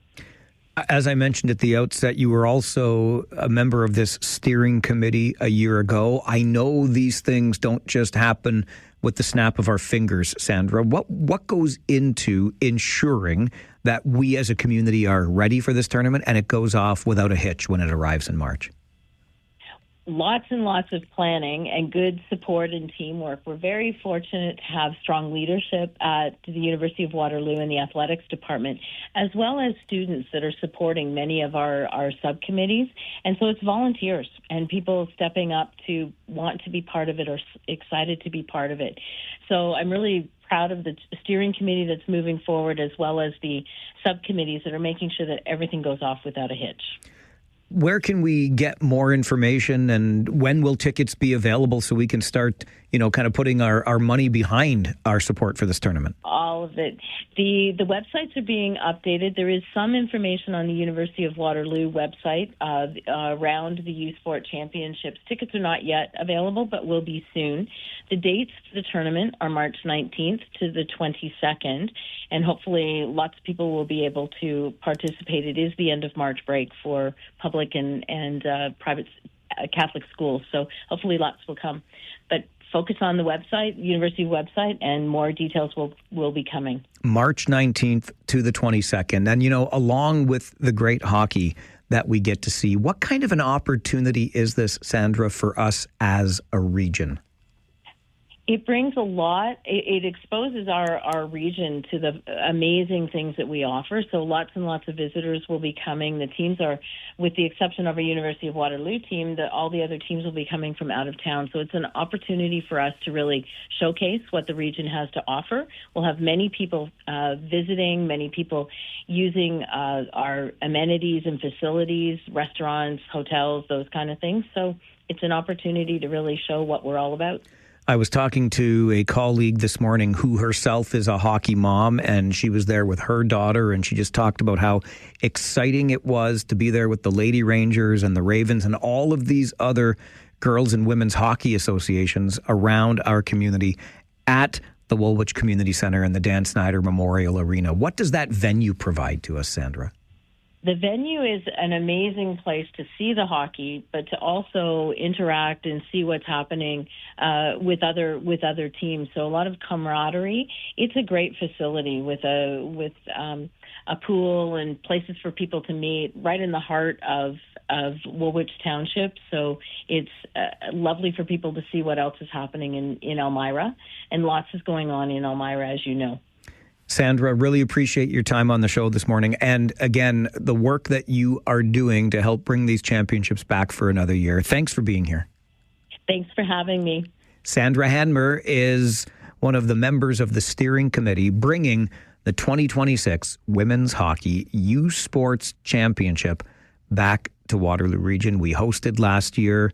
Our women's hockey team at the University of Waterloo, oh so close, making it to that final game, ultimately settling for silver. Can we change the color of that medal this year? We certainly hope so, and we will always wish our local team the best. But this is also, again, a really important opportunity for us as a community. We get to put Waterloo Region in the National USports spotlight. We get to show who we are as a community, and we get to get behind these high-level female athletes in our community as they inspire the next generation of those female athletes. So as soon as tickets are available and the new website's ready to go, we'll keep you up to date on all of this information. But mark down March 19th through the 22nd, right after March break, for the 2026 Women's Hockey USports Championship. coming back to Waterloo Region. They'll take place once again at the Woolwich Community Centre, the Dan Snyder Memorial Arena. Great place to watch a game. And yeah, don't worry, the Elmira Sugar Kings, they'll make way. Well, we'll make this possible because it's an important championship. All right, we're just coming up on your 11 a.m. update in the 570 News Center. After that, fireworks and changing regulations here in the region. I guess one of the good things, because it's hard for me to find good things in this kind of weather. I'm not a fan of winter, you know that. But it's the time of year that we don't hear a lot of the snap, crackle, and pop of fireworks, especially those being used irresponsibly. This has been an ongoing issue for our municipalities to deal with, and they are introducing new bylaws to regulate the sale and use of fireworks. We'll get into some of those details coming up on the Mike Farwell Show. This is 570 News Radio and Rogers TV.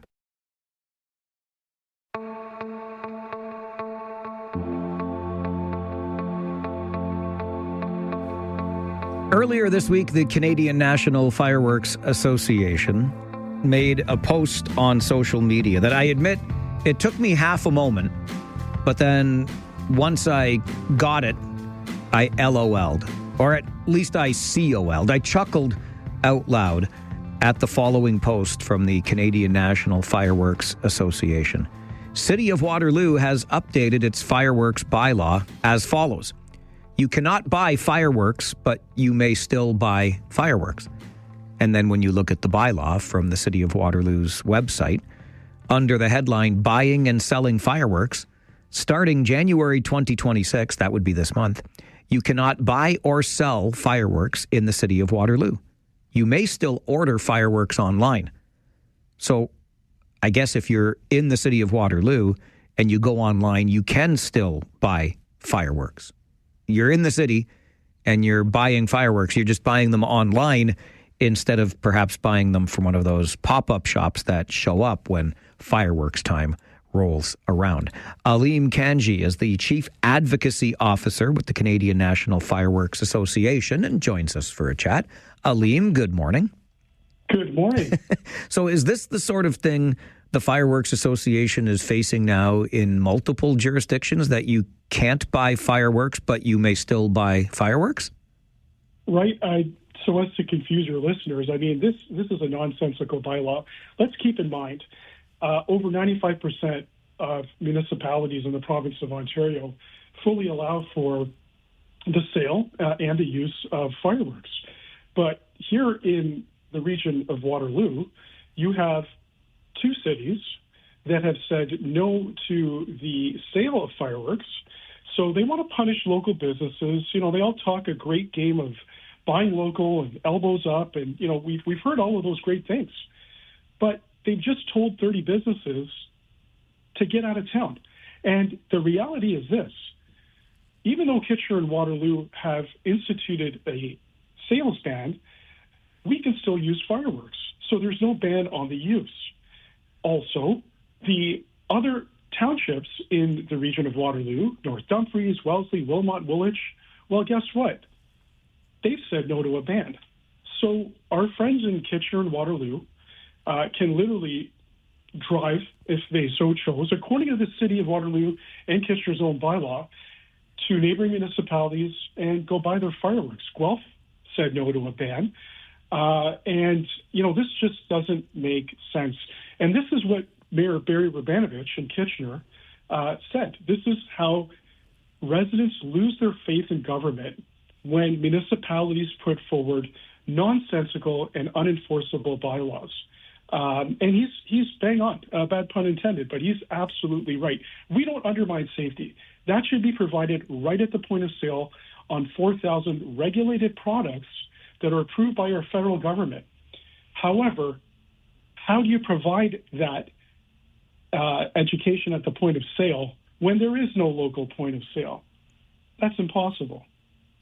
Let's talk a little bit more about that need for education, Aleem, because I think we all understand that as an advocacy officer for the Canadian National Fireworks Association, you've quite frankly, feel the pressure from these changing bylaws in municipalities because, bluntly, people have been misusing fireworks and, sadly, misusing them on a regular basis. What do we do about that problem?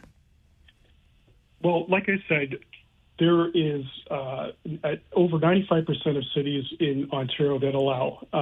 So this notion of a movement is actually not true. The movement of communities wanting to continue to celebrate locally and together is a real movement. You know, our friend Steve Paikin had a great article just a couple of weeks ago about how fireworks bring communities together. Now, I'm not discounting that there is misuse. There's misuse of all kinds of products. There's misuse of cars. There's noise complaints of loud parties, the number one complaint in almost every municipality. But we don't have governments saying, let's ban the use of automobiles or let's eliminate loud parties, whether that's St. Patrick's Day or a homecoming in Kitchener-Waterloo. They regulate these things. They send out bylaw enforcement and they let people know the rules. And they also educate people. And our position has been clear. Through our Be a Good Neighbor program, our vendor certification, employee training programs, all available at no cost to municipalities and to their residents, we can do that. Having said that, when you throw the industry out of town, you're stripping away the front line who can educate at the point of sale. That's removed with a local sales ban. And more to the point, Mike, Kitchener and Waterloo have opened up the red carpet to illegal sellers, people selling out of the back of their truck, and quite frankly, the underground activity that goes with illegal sales. And we see this in all kinds of products that have bans in place. I mean, you can't ban things where people can simply go to Guelph or outside of their municipality and purchase. And also, they can purchase online. And in a community that is called Canada's Technology Triangle, I think we both can agree that people will continue to buy online. They will continue to celebrate. They should know the rules because there is no usage ban in place. There's only a sales ban, which cannot be enforced. And I think governments recognize that. We've got to follow the rules. We cannot use this at times that are outside the prohibitions of a bylaw, the rules of a bylaw rather. But, you know, people need to know those rules. How are they going to know them without being told when they purchase the product in their local community? So full disclosure here, Aleem, and I know you know this, I'm on side with the Fireworks Association here and the nonsensical nature of these new bylaws. They just don't make any sense to me. And because you can still set them off, you just can't buy them in Kitchener and Waterloo right now. You mentioned that in our 4 townships here in the region, fireworks sales and use is still permitted. One city, though, in the region we haven't talked about is Cambridge. And I know that they're working through some things. Do you have any insight as to which direction Cambridge might be heading? Absolutely. So, you know, on the heels of Kitchener and Waterloo saying yes to a sales ban, and again, let's make it very clear, there is no ban on using fireworks. I mean, that is not what these councils have approved. They've approved Kitchener and Waterloo only a sales ban. Let's look at Cambridge.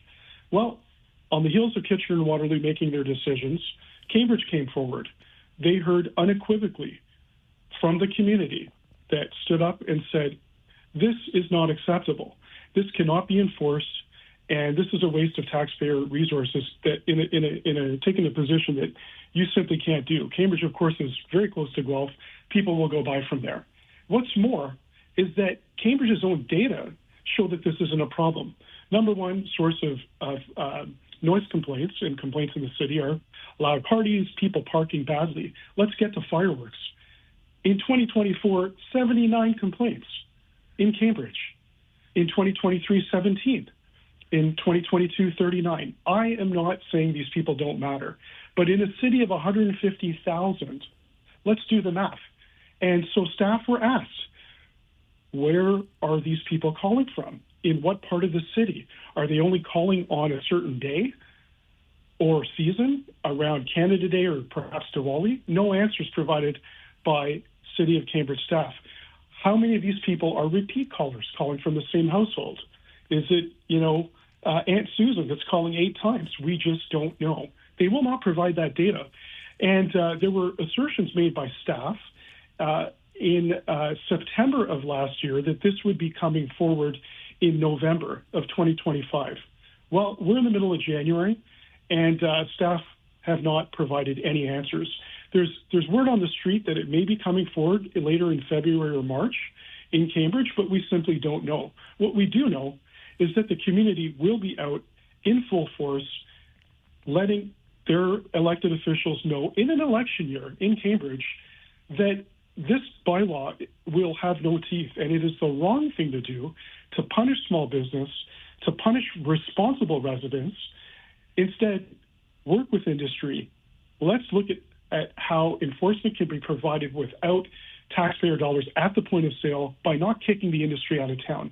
That's the message that will be coming forward to Cambridge whenever they decide to bring it forward. But it's been radio silence, quite frankly, since that meeting last year when people were told to leave the room and not express their views in Cambridge Council. And as I understand it, this is something that has been a bit pervasive in Cambridge on other issues as well, silencing the public. Residents have strong opinions on this. They were heard back in May of last year, and they'll be heard this year when they bring it back forward, as they've stalled for some time to rethink the position. It simply isn't tenable. The smaller townships in Waterloo Region feel the same way. Guelph feels the same way, and 95% of Ontario feels the same way. Let's see if this bylaw can actually have teeth if it's passed. We'd like to think that some sober second thought will stop Cambridge officials from bringing in an unenforceable, a nonsensical bylaw that punishes local residents and punishes local vendors. It just doesn't add up. Aleem, I appreciate your time on the show this morning. Thanks very much for being here. Always a pleasure, Mike. Aleem Kanji is the Chief Advocacy Officer with the Canadian National Fireworks Association. Just imagine for a moment, if Cambridge does not decide to implement a similar policy to Kitchener's and Waterloo's. And then, as you heard Aleem say, instead of making the drive into the townships to buy your fireworks legally and coming back to Kitchener and Waterloo, where you're still allowed to set them off, you just can't buy them, except online. But you just pop into Cambridge and pick them up there and then come back to Kitchener and Waterloo. I do not disagree at all with Kitchener Mayor Barry Verbanovic in his claim that bylaws like this erode our faith in local government, because you'll hear that fireworks are banned, the sale of fireworks are banned, and then in our minds we think problem solved. We're not going to have fireworks going off at all hours of the day anymore, even when they are allowed. And I know we've reduced the number of days and holidays that can be celebrated with fireworks in the cities, et cetera, et cetera. But the message by implementing such a policy whereby the sales of fireworks are banned indicates to us as the public that the problem has been solved. And then the next holiday is going to come around where fireworks are allowed, and what's going to happen? And then we'll be asking, well, wait a minute. I thought we had bylaws in place to prevent this. But I'll take you right back to the post on X from the Canadian National Fireworks Association that had me COLing the other day, chuckling out loud. City of Waterloo has updated its fireworks bylaw as follows. You cannot buy fireworks, but you may still buy fireworks. And straight from the City of Waterloo's website, starting January 2026, you cannot buy or sell fireworks in the City of Waterloo. You may still order fireworks online. In other words, those business people that made a few bucks in and around fireworks holiday times can no longer make a few bucks in the City of Waterloo. And it's very curious when we're talking about all this support for local businesses. I'm wondering, and as I was listening to Aleem talk, and, this whole idea that the ban will be our cure-all for this problem, which it won't be. And I'm not trying to diminish the nuisance, frankly, and even the danger that we've seen. People shooting fireworks at one another, like so beyond good behavior. It's ridiculous where we've ended up. But the vast majority of the problems that we're dealing with here are of a nuisance variety. And what are we going to do about it? I was walking, I don't know how fair you think this comparison is, but I'll make it. Rosie and I, our little puppy, took a walk on one of my favorite trails in Kitchener the other day. And you know how this winter has been. It's not exactly the easiest getting around. And there's a sign as you enter the trailhead that says, no winter maintenance, essentially use at your own risk. And it was kind of, the print was kind of small. And I wondered if I do take a slip and a fall in here, does that sign in and of itself abscond the city of any responsibility for a fall and or an injury I suffer? And because of how small the print was, I mean, would that be an argument I might have if I take a slip and fall on this trail that the city has posted a sign saying, no maintenance, you're using at your own risk. The city assumes no liability. But my point in all of this is you're not going to prevent all the slips and falls. Somebody probably already has and will again slip and fall while using that trail. So what do we try? We're never going to eliminate it. We're not going to eliminate the jack wagons, quite frankly, that set off fireworks at all hours of the day when fireworks holidays roll around. So I don't know what we're trying to do here, but it doesn't make a whole lot of sense to me. If it makes sense to you, by all means, correct me. I love hearing about the error of my ways. Phone lines are open to you on the Mike Farwell Show, 570 News Radio and Rogers TV. Our position has been clear. Through our Be a Good Neighbor program, our vendor certification employee training programs, all available at no cost to municipalities and to their residents, we can do that. Having said that, when you throw the industry out of town, you're stripping away the front line who can educate at the point of sale. That's removed with a local sales ban. That is Aleem Kanji, the Chief Advocacy Officer with the Canadian National Fireworks Association. Remember, as a new year dawns, you cannot purchase fireworks in either Kitchener or Waterloo. You can still buy them in Guelph. Cambridge is in limbo right now. You can buy them in the townships, but you cannot buy them in Kitchener or Waterloo, although you can buy them online. And you're still allowed to use the fireworks. But those little pop-up trucks and trailers that you find around fireworks holidays will not be set up in Kitchener or Waterloo based on updated bylaws. It's a very curious thing, and it reminds me of our efforts, I suppose, however misguided they may be, to eliminate in its entirety jackwagonry. And as much as I would like to do that too, in my heart of hearts, I know there's always going to be a jackwagon. That said, also in my heart of hearts, I know that not everybody is a jackwagon. And I pledged to you, talking about the dawning of a new year and these new bylaws in Kitchener and Waterloo, I said that this year I am going to remind you on a daily basis that not everybody is a jackwagon. So if talking about fireworks bans gets you fired up thinking about all those jackwagons that misuse fireworks, let's pause for a moment and talk about the shrimp basket. No, not a basket of shrimp. The Shrimp Basket is a restaurant in Pensacola, Florida. And 78-year-old Charlie Hicks loves the place. He loves it. He goes to the restaurant twice a day for gumbo. Light on the rice, no cracker. Every day at lunch and dinner, Charlie and his gumbo order were there until they weren't. When Charlie stopped showing up for his daily gumbo, the staff at the Shrimp Basket noticed. They checked in on him and found out he wasn't feeling well. So they started hand-delivering the gumbo to Charlie's house. Twice a day, every day. But after doing that for a couple of days, they couldn't reach Charlie anymore. Concerned, the chef at the Shrimp Basket, Danelle Stallworth, left in the middle of his shift to check on Charlie. When his repeated knocking on the front door got no response, Stallworth almost left, but then he heard a faint sound. And right when I was going to turn, I heard a voice just like, help. And then I opened the door up. He was laying on the ground, and I didn't know what his conditions was. That's what's the scariest part right there. Well, thanks to Stalwart, though, medics were called. Charlie was treated for dehydration and a couple of cracked ribs. During his recovery, the staff at the Shrimp Basket did not stop checking in. Charlie still got his daily gumbo, and they also found him a new apartment right next to the restaurant. The staff at the Shrimp Basket even furnished it, got it ready for Charlie, and now Charlie's back on his feet, and he's back in the restaurant enjoying his gumbo twice a day. And that is your daily reminder that not everybody is a jackwagon. If you know somebody who is not a jackwagon, a story that you would like to share with us, by all means, drop me an email, mike@570news.com.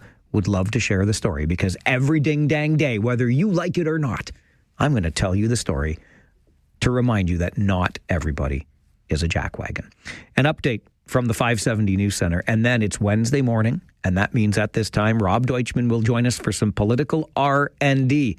We've got water problems, and we'll try to figure them out next on the Mike Farwell Show. 570 News Radio and Rogers TV.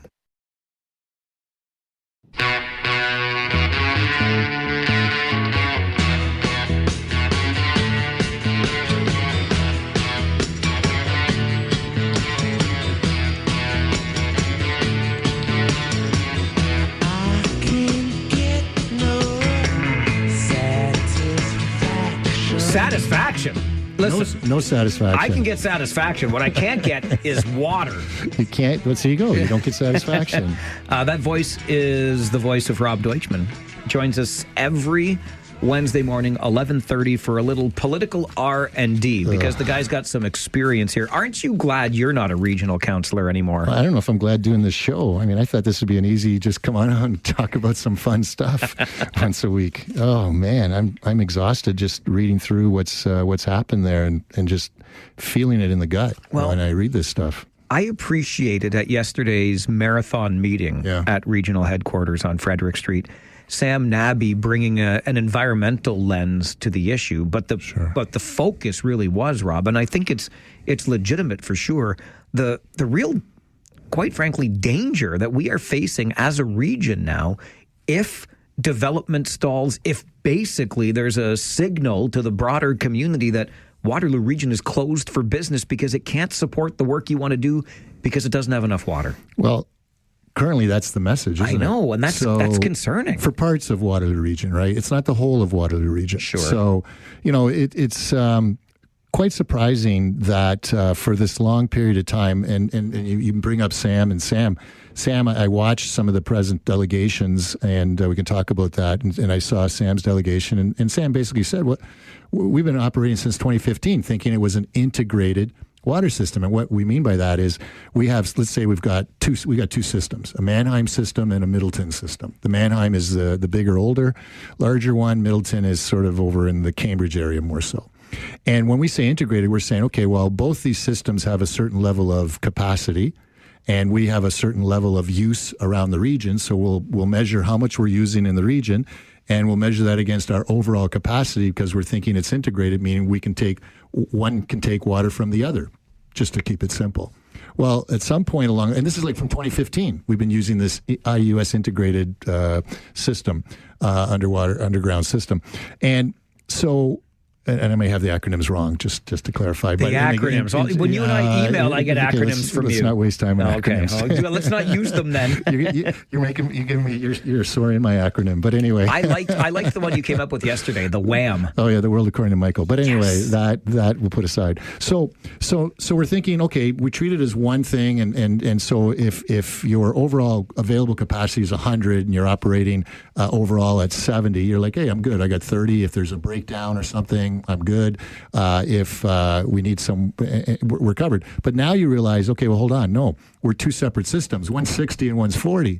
The one that's 40 maybe is being used at 20 capacity, so there's lots there. But the one at 60 is being used at like 55 capacity. If there's a breakdown in any part of it, now we can't service all the water needs that we want to do for that area. And that's where this 20% resiliency comes in. So they're saying Mannheim, at 100% capacity, we want to use only 80% of it. And this is what we're using on a daily basis. And this is what's available right now, available at 100% peak.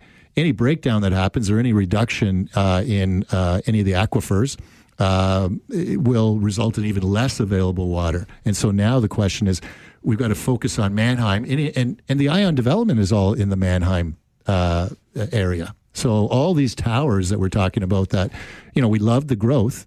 So it's not a matter of that they weren't counted in. I think it's a matter of not realizing that we had two separate systems. Now, a question anyone would ask is, well, when did you know that? I mean, what did you know and when did you know it? The old classic, right? But I don't think we'll ever get to that. I think we're just going to be focusing on what we need to do going forward in terms of improving Mannheim, expanding the capacity, adding more aquifers, more wells, if we can. I don't know if the pipeline is obviously a long-term option, but we need more immediate term because the builders, if you watch the delegation from the builders, and there were several builders there, Pupolo, Melissa Durrell was there on behalf of a number of builders, and they're basically saying, hey, look, we got to know what's going on because we've got, they're going to have financing obligations. They're going to have banks that are going to want to know what's going on with their developments. How long are they going to be stalled because of this? And now it's thrown a whole wrench into, because previously a lot of the stall in building were because supply chains, to build homes was expensive, the material you need was expensive, labor was expensive, the cost of homes was high, interest rates were high, and so there was a real lull in development. But now we've just added another whole reason for no development. There might be actually a bit of a silver lining in that the economic conditions aren't ideal right now, and I don't think building's moving at the pace it could or should be, certainly not the pace it has historically. But there's no silver lining for the region in this. Well, no, but I'm just saying, I mean, at least there's a little bit of a lull anyway. Well, there is a lull, but you saw those. If you saw those delegations, they're saying, "Hey, what's going on here? We've got to know, and we've got to know fast." So now the pressure is on the region. Now the pressure shifted to the region because of this water issue, and that is a serious issue because. If you looked in the reports, they said, well, we need short term, we need $1.3 million added to the budget to cover the cost of consultants, legislative, and /legal.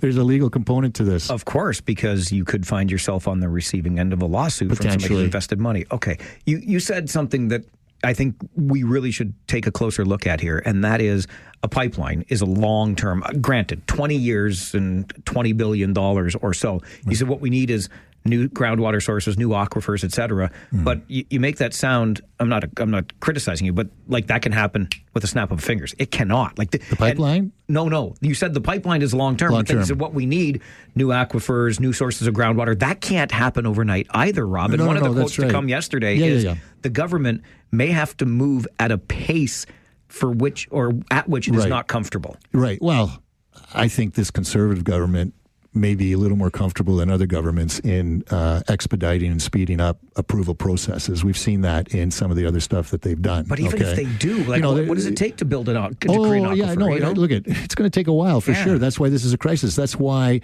from the communication, and I heard your comments earlier too about communication. I think communication is key here. And the developers and the delegations that attended that meeting yesterday said, look, we don't know what's going on. We're in the dark. We need better information. I took a look at the water capacity website page for the region. That needs massive improvement. That had very sparse, very minimal information.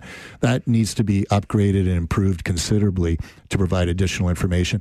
I think the industry needs to be brought on to talk about, to be at the table, because they might be able to provide solutions as well to get things going, to build some of these things like additional wells. I'm not a water person, so I don't know what needs to be done to get this fixed. But clearly, this is a crisis in the region. They're assuring us that quality is fine, but they can't approve any additional. And so now you have Kitchener rightfully approving projects with a holding bylaw, so that at least they can show that they're continuing to move these projects as far as they can. And now it's up to the region to figure out this water situation and how we can start to improve capacity. What can we do working together? Which projects are going ahead? Which ones maybe aren't? What capacity do we have? How much risk are we willing to take? Are we going to apply the 20%? I think if we applied the 20% right off the bat, we're already over capacity on the Mannheim situation.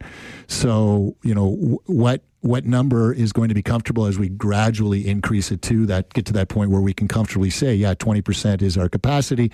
We are covering off all the new projects, because when they add the current capacity use and the projects that have been approved, I think it was the usage was like 110% almost. Well, 110% of the available water, which is, you can't do it. You can't get better than 100%. No, I hear it all the time at the hockey game. They gave 110%, Rob. No, I wish in hockey as in life. But, okay, the holding provision, you brought that up. I found Kitchener's decision at council on Monday interesting, because a week ago it was a deferral, and then they take the time to look at this more closely. Right. And now they've approved with the holding provision, so certain criteria must be met, criteria set by the city. But I thought maybe, and maybe this is just me looking for things, but I thought maybe there was a little shade thrown at the region by the city in this regard. You were looking for things. Okay. Yeah, no, it was right to defer, because the city suddenly everybody got thrown with this issue about, hey everyone, we've got a water problem, quantity. But now you're still problem. Approving, as if to say, we're going to approve this, but the region's got this problem. But they over have here. to, because everything's done at their end. So why not approve it? And then put a holding provision in saying it's subject to, it makes total sense. I think it was responsible and the right thing to do. Because, again, the developers want to know, like, if the city's holding them up and the region's holding them up, I mean, that's a double hold up there. But there's no reason for the city to hold them up other than the water thing. And so at least they can show whoever they're answering to, this thing is moving along, but let's focus on where we need to get this fixed, and that's at the region. We need the region to make sure that they are fully disclosing to everybody what's happening. This is a all hands on deck problem. This is not a problem where you should be circling the wagons. You should be fully disclosing. You should be having the full press conferences, as you talked about, and regularly, and bringing in all stakeholders to try and get this resolved. Everyone needs to know what's going on. We can't exclude developers in this situation, largely because they have obligations, and the more they know, they can manage those situations, and we can move forward. I just wondered all of a sudden, when you mentioned that full press conference, I know who the mayor of Calgary is now from watching the water main coverage. Oh, okay. We are the 10th largest municipality in Canada. Are we afraid of being on the national spotlight? Because we should be streaming. I think the country should know that there's a water crisis in one of its communities. They probably do know. I mean, not from any news conferences we're holding. Well, not from a news conference, but it's in the news. It's been in the news for a while now, so I'm sure it's known. I want to see Regional Chair Karen Redmond on CBC News World, like the mayor of Calgary. You know what's interesting? There is the regional chair. There's also, I mean, and I've said this to you before, I mean, the most important positions in our community, municipal, right, and certainly regional chair, and also the chair of this committee, right, Colleen James, right? So she just spent 8 hours, and good on her, spending 8 hours going through all of this, and it was difficult. I mean, you could hear some of the councillors asking a lot of questions and trying to work through a lot of stuff with a number of emotions.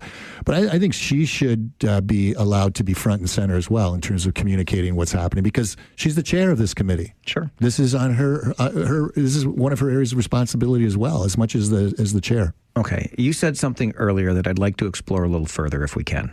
We love the growth. Do we, though? Do we? We'll talk about that as we continue some political R&D this morning with Rob Deutschman. The answer is yes, but we'll talk about it. Yeah, well, okay, there you go. There's a quick we'll answer. Get into the details. We will get into the details, because I got questions, Deutschman. You got questions, and I have no answers. It's political R&D on the Mike Farwell Show, 570 News Radio and Rogers TV.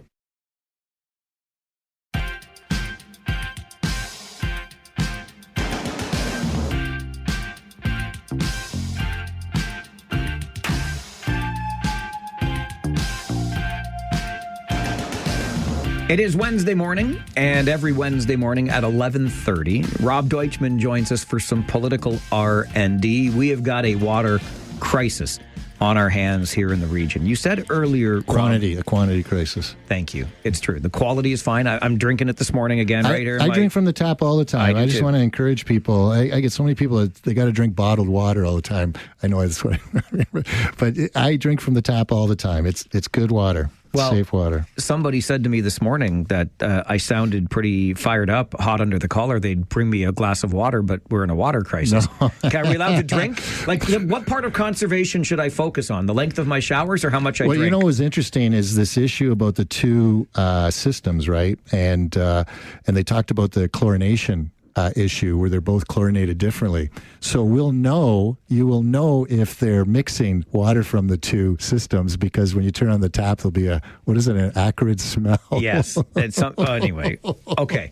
Let's talk about growth, because yes. I look at this from a couple of perspectives. One being when developments are approved, municipalities collect development charges. So it would be fair to ask the question, where those development charges have gone over all of this time. And the other part of it is, if we stall, the reason we love the growth, Rob, is because it increases the tax roll. If we can't grow because we don't have enough water, how are we going to be funding our cities, which are already cash strapped? Okay, so a couple things. Enough of this. Where did the money go? The money went into the streets, the buildings. The DC charges are used here responsibly. They're not funneled out to some other pet projects, because when you collect development charges by law, you can only collect them for certain purposes. And those purposes are defined. A consultant comes in, takes a look at it, says, here's like there are 4 or 5 purposes that the money is collected for. Okay, so development charges are for certain specific purposes. Is water not one of them? I don't know. You have to take a look at it. Probably waterworks would be, because as you're expanding communities, yeah. And we have. I caught. They asked, what do they have in reserve? They have $100 million in reserve. Okay, so they have a lot of money in reserve for future waterworks improvements. And don't forget, they've been operating under the assumption that this was an integrated system. Okay, so if it truly was an integrated system, we'd be okay on the quantification part. Okay, because here for once, Cambridge is in the driver's seat. They've got they have a lot of capacity, because they haven't had ion development and the growth of the multi-towers, right? That we're seeing. They should build a dam and sell the water back to us. There you go. Don't give them ideas. I know. I read your editorial today. You're like a mini Doug Craig today, but you'll give Doug some ideas. But anyway, I got all kinds of ideas for Uncle Doug. Trust me. Okay, but DC charges are used for those purposes, and we were moving. The region was moving responsibly, because but at some point, and this is a big question again, it'll never get answered. When did they realize it wasn't integrated or couldn't be integrated? When did they realize you couldn't pump water from Middleton up to Mannheim, even just from not even from a different chlorination perspective, but just a mechanical perspective? It wasn't able to be done. It can flow from Mannheim down to Middleton, but that's not what we need. So we need it the other way if it could. But the cities want this growth, Rob, because it increases the tax roll. If all of a sudden the growth is stalled, Yeah. Well, you know what happens? Your property taxes go up. You get a Wilmot and a Woolwich situation when you stall. Thank you. Exactly. Right. So I want folks to understand this. You need growth. Growth has to happen. You can't rely solely on growth, because that is what occurred there. Look, it occurred in North Dumfries. When I became mayor, prior to that, there were 16, 17 years of 0% property tax increase. Sounds great until growth stalls, and now you've got to go to the tax base to collect what you need, and then you suddenly realize you haven't sort of kept it up, and a 1% increase got you $30,000. Well, what can you do with $30,000 back then? So, we need growth, and look at the region would have been doing it responsibly. Okay, it's just somewhere along the line, this whole issue of integration came to light, and that was a major. Oh my gosh. Okay, that is a major situation, and so now they have to scramble. There's no real textbook for this. You got to go on the fly. But there's some things that we do know. Communication is key, and getting good people in, experienced people that know the technicalities of all of this, to come up with a recommendation to move forward, and bringing all the parties together. That's the only way. It's like the old, we need a Waterloo solution, as we always say. I would love to know how one of our region's largest employers doesn't have the expertise in-house that we need to spend more than $1 million on consultants to figure this out. Well, okay. First off, remember, if I suddenly said to you, you're working, you do so much in a day. Now suddenly you got this major project that you've got to take on. You just don't have the staff capacity to do that, right? You can't suddenly say, hey, you that's been working 8 hours a day, now you got to figure out this. Well, you have to bring on consultants for that. It doesn't mean we don't have the expertise. Okay, we have people that are the region has, and when I say we, it's me as a taxpayer, we in the boat with everybody else. We in our region, I just want to assure everyone, we have very qualified people. How this came about in terms of not realizing it was truly integrated, that is something that maybe someone will look into down the line, but. We have people who are experienced in this area. We shouldn't disparage their qualifications or abilities, okay? But in order to deal with this major problem, we need to bring on extra. And I think having the Agile consultant company come in, they did the third-party review. That made me think, maybe we need more third-party reviews of what's going on, because you get into sometimes a group thing, because for a long time we thought it was integrated. Obviously, that was incorrect. From 2015 till today, 10 years later, we're realizing it's not. What would have happened if there was an independent third-party review to come in and take a look at the situation? Maybe a just different set of eyes from outside would have seen things differently. Now, did someone internally see it differently and email someone? And we'll never know. Maybe the freedom of information request will get us there. I love these conversations, Rob. I'm already looking forward to next Wednesday. Maybe we'll find something lighter because you want to have fun on here. Yeah. Let's have some fun. All right.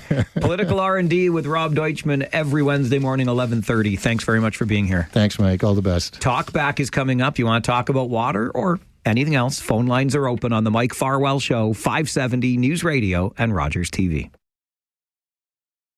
Take out the papers and the trash, or you don't get no spending cash. If you don't scrub that kitchen floor, you ain't gonna rock and roll no more. Yakety yak. Don't talk back. Just finish cleaning up your room. Let's see that dust fly with that broom. Get all that garbage out of sight, or you don't go out Friday night. Yakety yak. Don't talk back.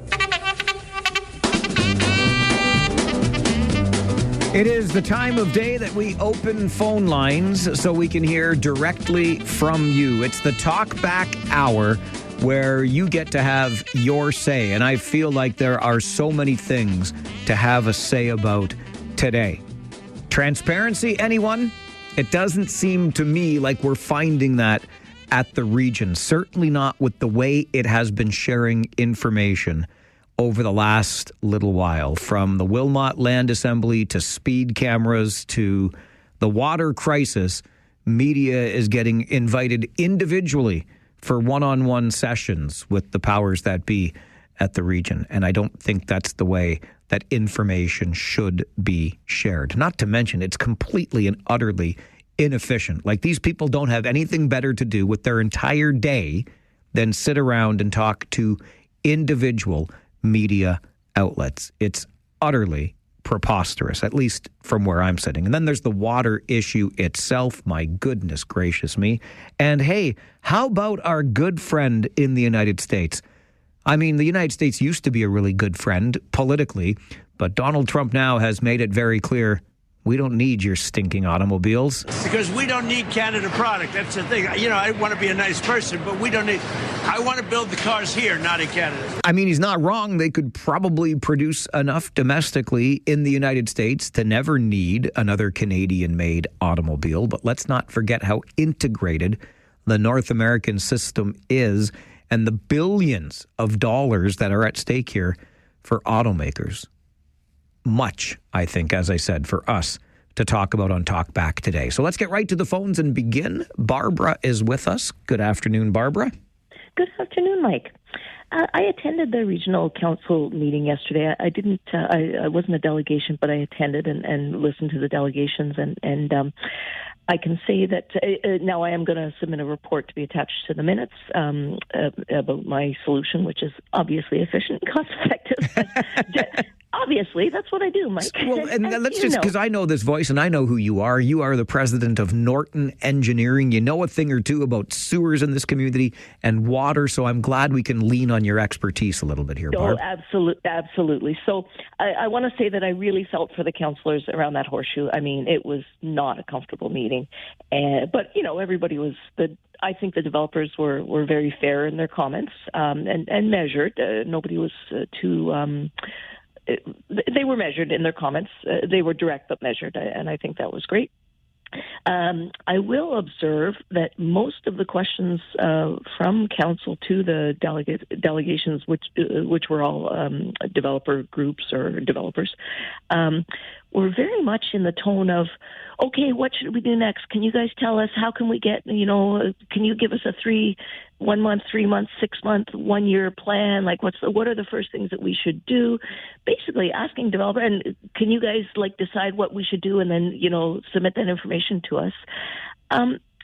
Mike, I don't think it's good public policy to have developers drive the solution. I'm not saying developers don't know things; they most certainly do. They were also asking developers for their experts, for their engineering consultants, to review the water data and see what they could come up with based on the data. Well, why is regional council asking developers to solve this problem? It's not the developer's problem; it's a region problem, and it is big. So Rob Deutschman commented that we shouldn't need, or something you did, we shouldn't need outside consultants. I strongly disagree.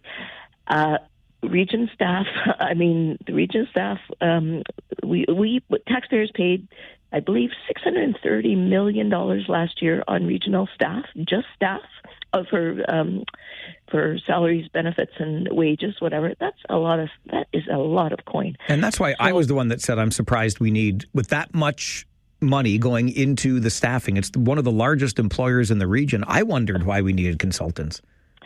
But as Einstein said, you can't solve a problem with the same mind that created it. So yes, we have a lot of staff and we're spending a lot of money, but that does not mean these people are experts. I mean, if they were experts, it just boggles the mind that they didn't realize it was, they've been calling the system integrated all these years. I mean, who's minding the store here? I don't have a lot of confidence in regional staff, to be perfectly honest, and I come by that opinion honestly because I'm a sewer expert. I was Woolwich's sewer engineer for 20 years. I frequently had occasion to work with the region or try to work with the region. They were generally not keen on working with me. And I've mentioned before on your show that the region of Waterloo has zero sewer staff, zero sewer staff. I'm leading to how we're going to solve this problem. I just dropped sewers into the mix. So the solution is simple and cost-effective and environmentally sound. It involves preventing our precious groundwater from draining away through sewer pipes and storm pipes to the river. We need our groundwater and we need rainwater to stay where it lands. We need it to not be connected to sanitary sewers. I have said a million times it is illegal to have roof leaders discharged to sanitary sewers per sewer use bylaws across Canada, as a matter of fact. And by the way, speaking of regions, I work across Canada. I work with regions across Canada, and this is the only region I've ever worked with that has no sewer staff, no interest in sewers, no understanding of sewers. Water there's a water cycle. Everybody else is calling it water, sewer, lake. It's a cycle. So you can't really look after your water system without thinking about sewers. Now, I'm the national sewer expert. 60 to 70% of the leakage we're seeing everywhere, and by the way, considering where we sit relative to other municipalities, other regions, we have some of the worst leakage numbers I have ever seen, except for municipalities that are right on the lake. What is leakage? Leakage is, so the flow arriving at the region's wastewater treatment plants, I've examined this many times, about 50% of it is clean water. 50% is clean water. So our pipes are full of clean water, our pump stations have to manage clean water, and then it arrives at the sewage treatment plant. No other municipality in Canada is ignoring leaking sewers as part of their mandate. I've often thought of asking the region, did you get a special exemption from the Ministry of Environment here? Because you're just allowing clean water to fill up our plants. And let me give you an example. In St. Jacobs, they've had some major flooding events, and the leakage, it's called I&I in the industry for people who understand that term. That just means inflow and infiltration, i.e. rainwater and groundwater. So St. Jacobs plant is nearing capacity. So the region has put out an RFP, and this project is ongoing. The title of the title of the project is we need to. Sorry, don't quote me. I haven't looked it up, but we need to expand the St. Jacobs wastewater treatment plant. That's not the correct. That's not the correct approach for an EA. The EA, the problem statement should be, we're getting close to capacity and we're experiencing flooding. Expanding that plant is not going to change the flooding in St. Jacobs because it's backing up. I worked in those. So what will change the flooding? Getting rid of the clean water that's on the private side. And how do we do that? We ask, first of all, with public education, we need residents to manage their own sanitary sewer. Everybody owns a sewer from the outside of their house to the property line. Residents own that. And I spoke at a Probus group last week, and 3 or 4 women in the group put their hand up and said, I didn't know I owned a sewer. I mean, people don't think about these things. So how then, as a resident, how do I manage my sewer? Okay, so every sewer, mandatory CCTV inspection of your lateral should be undertaken. So you can hire a plumber. I recommend this all the time, regardless of whether the region goes forward with this. But you hire a plumber for $300. He'll go in your basement, find your clean out, and run that camera through your sewer. And most people's sewers are the same age as their house. So if your house is 75 years old, so is your sewer. And that sewer is probably leaking. Sewers that we built 75 years ago were the private sewers were literally just clay pipes. But then if it's my sewer, then I'm going to have to pay to fix that? Absolutely. How much is it going to cost me? Okay, between... if you had to completely replace the whole thing with open cut, that's $10,000. It's a big ask for sure. So the region's water problem now gets solved by every homeowner spending up to $10,000 to repair their sewer. Oh, it's not just a water problem; it's also a wastewater problem. So in St. Jacobs, the region is looking to expand that plant instead of. So what's the cost per resident of expanding a wastewater plant? Costs $400 million. And they're prepared to pay that, which we are going to pay for. Well, of course, they're going to ask for money from the feds and the province, but the solution is simple. And we're not forcing residents to do this. We're explaining, because the region production wells, there are 120 of them, they're in the urban area. They are where our houses are. So when we allow that groundwater leaking away through our sewers, it just gets dumped to the sewage treatment plant. We need to keep that groundwater in the ground. So I'm coming up on a commercial break here, Barbara. Okay, I got it. You said this is simple. It's easy. This is it. Like every homeowner needs to take responsibility for their sewer and fix it if it's leaking. That's the solution to the water problem? Absolutely. Okay. Well, and not just the sewer, the downspout. The downspout connected to sanitary sewer. There's been no program in the region at all. We need a mandatory downspout disconnection program. So, this stuff is low key. And if the region wanted, they could fund people replacing their lateral if they wanted. But why should the region? We're going to pay anyway, Mike. So why don't we do something that's efficient, cost-effective, and practical, environmentally friendly, rather than keep expanding wastewater treatment plants? It's unconscionable. So thanks, you. Mike. All right. Have a wonderful day. You too. Bye-bye. There you go. It's a lot, but it comes. I hope you got something in the rainy day fund just in case that 75-year-old sewer, which mine is. I'm a World War II bungalow. Look out, baby. Just after post-World War II. I was 53, my house was built. So 73 years this year. Think it's leaking under there? Think I want to spend 10 grand on it? Anyway, Barbara knows her stuff, particularly around water and sewers. There's another perspective. It's a big mess. We know it's a big mess.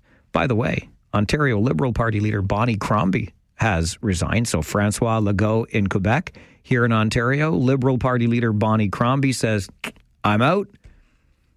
Doug Ford's just going to cruise, isn't he? Just keep on cruising, Uncle Doug. It's Talkback, where you start the conversation on the Mike Farwell Show, 570 News Radio and Rogers TV.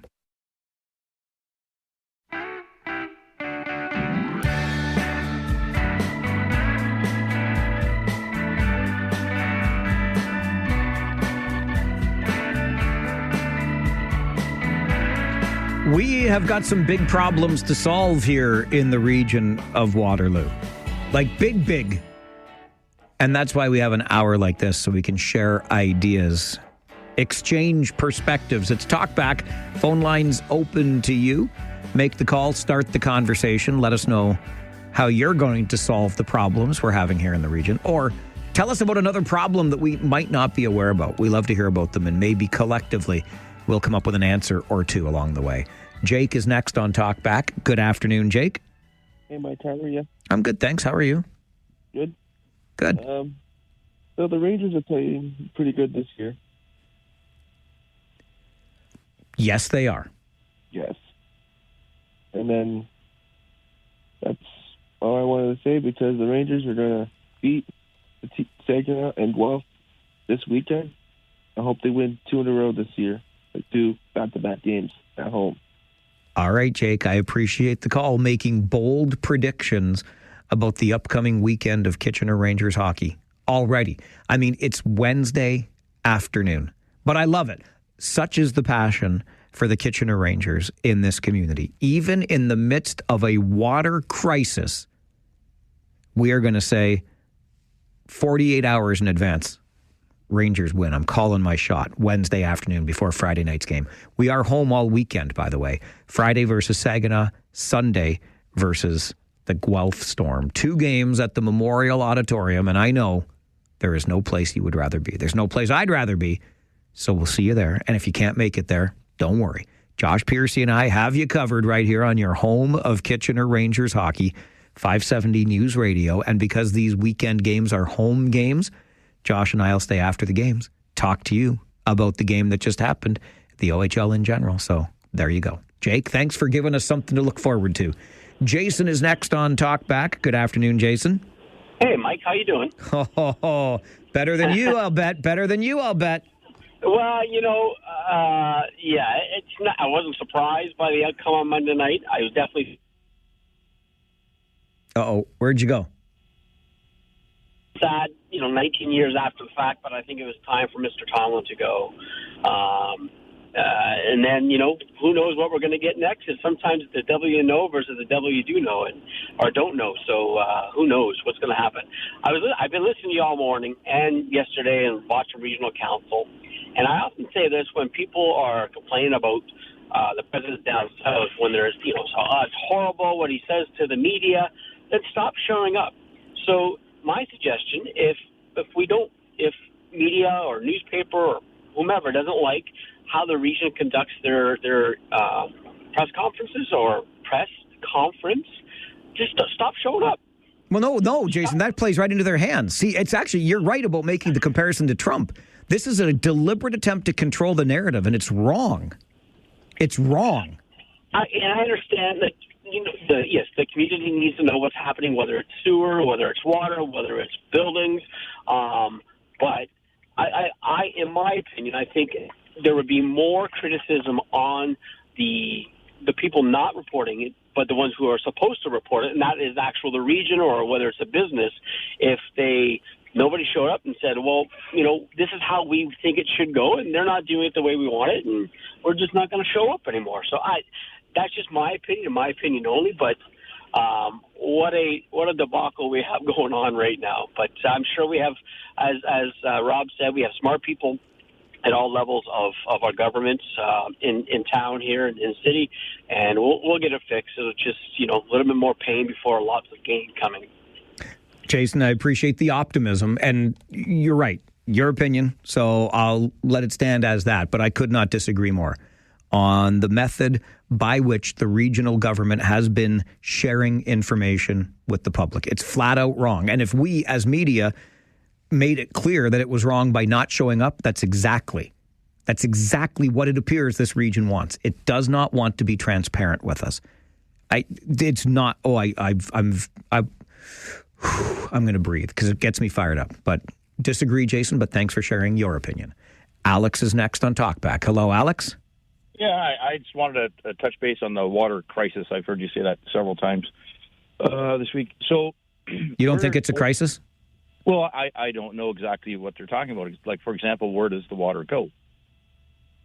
Like, for example, the water that comes into my house and everyone else's house, right? It goes down to a drain when you're done with it, and then it goes to a water cleaning treatment facility where they clean it to make it good water again. The issue, Alex, is there's not enough water. Right, but the water, we just borrow the water. You know what I mean? Like we don't. It doesn't come into my house and then disappear. It comes into my house. I use it. It goes down the drain to a treatment facility where they clean the exact same water. The exact same amount of water that comes into our houses goes to the treatment facilities. So where's the water going from there? It's clean water. Okay, so it's coming back. What we're saying, Alex, is like there's not enough water to support future development. No, I understand that, but I'm trying to get at where's the water going. If it goes to a treatment facility and it's treated. Okay, well let me look at it this way. Can I try to come at this another way? We have one bottle of water in front of us, and there are 10 of us to share that bottle of water. So we're each going to get 1/10. Now you bring in 5 more people, and then what? There's not enough water for all 15 of us. But where does the water go? You go to the bathroom. The water comes out, it goes into the toilet, it goes down the drain, it goes to a treatment facility where they clean it, and it's now drinkable. Okay, Alex, I got to get to a news update, and I'm sorry. If you want to call back after the news, I'm confused by that. I'm not sure what that's got to do with our water crisis, which I believe it is, but maybe you don't. I get the sense Alex doesn't think this is a crisis. There's not enough water. That, to me, is a problem, and I'm late for news. It's the Mike Farwell Show, 570 News Radio and Rogers TV.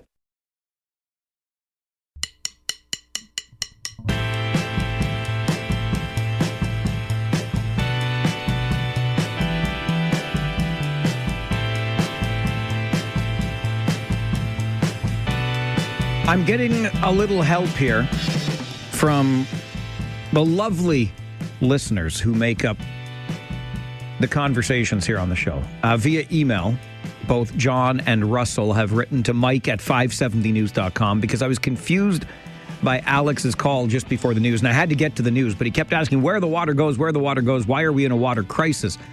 And he just seemed obsessed with the water comes out of my tap, goes down a drain, and then what? And I was just trying to say there's just not enough of it to go around. Anyway, John's email to Mike at 570news.com. As per that confusing call, isn't Alex aware that the treated water goes to the river and is gone from the region? Secondly, has the region released the third-party consult on the status of the aquifer? From what I hear, it's only recharged once since the 80s. Therefore, the region has been well aware of the state of water consumption for a long time. I'm not sure about the 80s, John, but I know that somewhere along the lines, either somebody didn't say something when they should have or something got missed. And I really like it best the way Russell explains it via email to Mike at 570news.com. If there were 10 people sharing a house and 10 showers running, the flow would slow to a trickle. The capacity issue could be considered a flow issue, as you can serve them all, but with only a trickle of water coming through the tap. Maybe that helps. I don't know, but I got myself a little confused. Let's go back to the phones. George, good afternoon.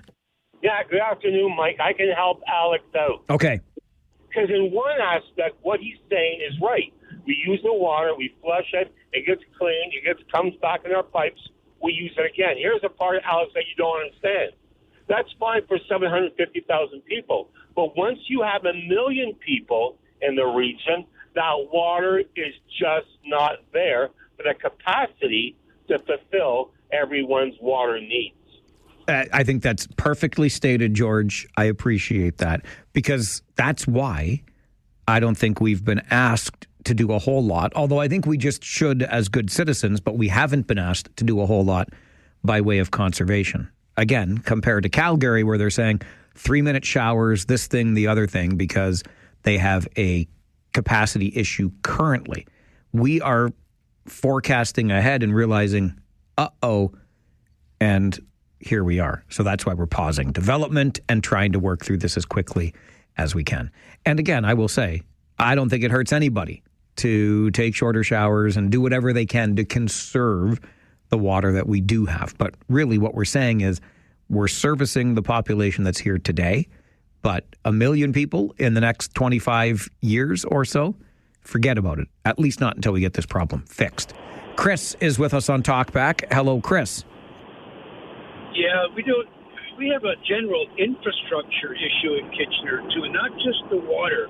Our roads are getting really overrun by way too many people coming from the GTA and moving to Canada and all this stuff. We have a lot of issues, not just water, but in a lot of cases, we're putting the cart before the horse. When we build all these massive, like 12 units, each 30 stories tall on a corner of this and that, there's not enough road space to cover them, let alone water. But maybe the mayor can use his strong mayor powers and say, you know what, just say no. We're going to stop development to a certain point. Only say we can have, maybe 6-story buildings instead of skyscrapers. But he can do that. I think he can do that. Maybe he can correct me if he can go to the Ontario Land Tribunal. They're the guys that are giving everybody the okay. The developer doesn't get his way. He goes crying to the Ontario Land Tribunal, and 95% of them get a rubber stamp.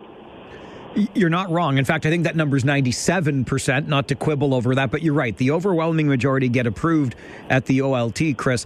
My concern would be, and I'm not going to disagree. I think the pace of growth has been way ahead of our infrastructure. I agree with you completely, cart ahead of the horse. The problem becomes, if we're not growing, we're going to have to figure out new ways to find money. Really? How about new ways to save money? There's the problem right there. Just that statement, it's kind of like this. Take a shower every other day and if you can shower with your partner, do that, because you kill 2 birds with 1 stone, right? Okay, Chris. I like where you're coming from. And listen, it's fair. How many times have we said our governments don't have a revenue problem, they have a spending problem? Fair enough. But what I was hearing through that meeting yesterday, it really hit home.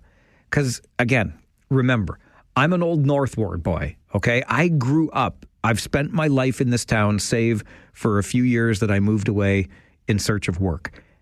And I have witnessed with my own eyes, like you have too, how much we have changed and how quickly we have changed. I get it, and it can be uncomfortable at times.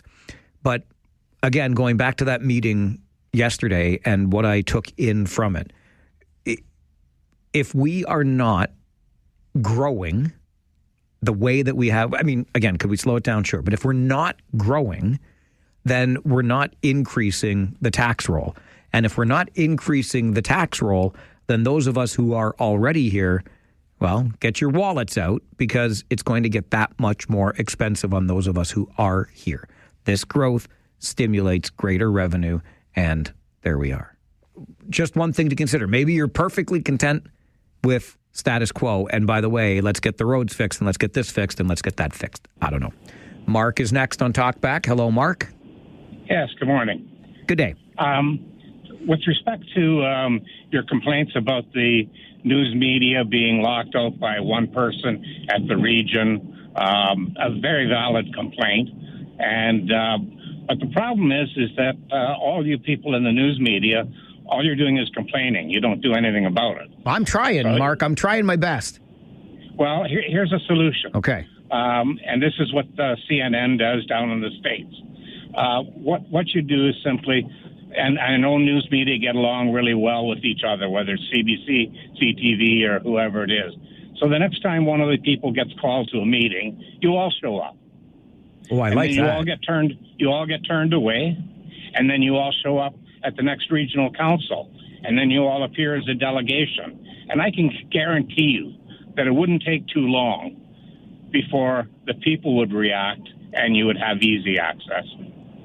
Mark, I thank you for the suggestion. It's a great idea.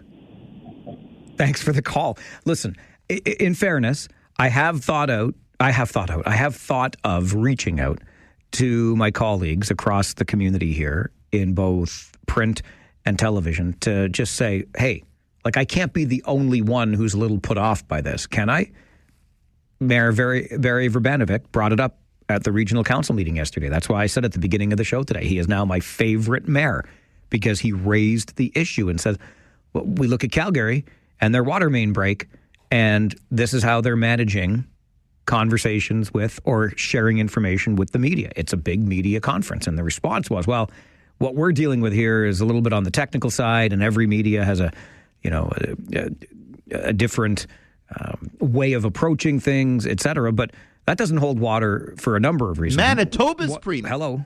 Well, that doesn't hold water for a number of reasons. One of the reasons is that we have all, in different sides of the media, always had a different way of approaching things, right?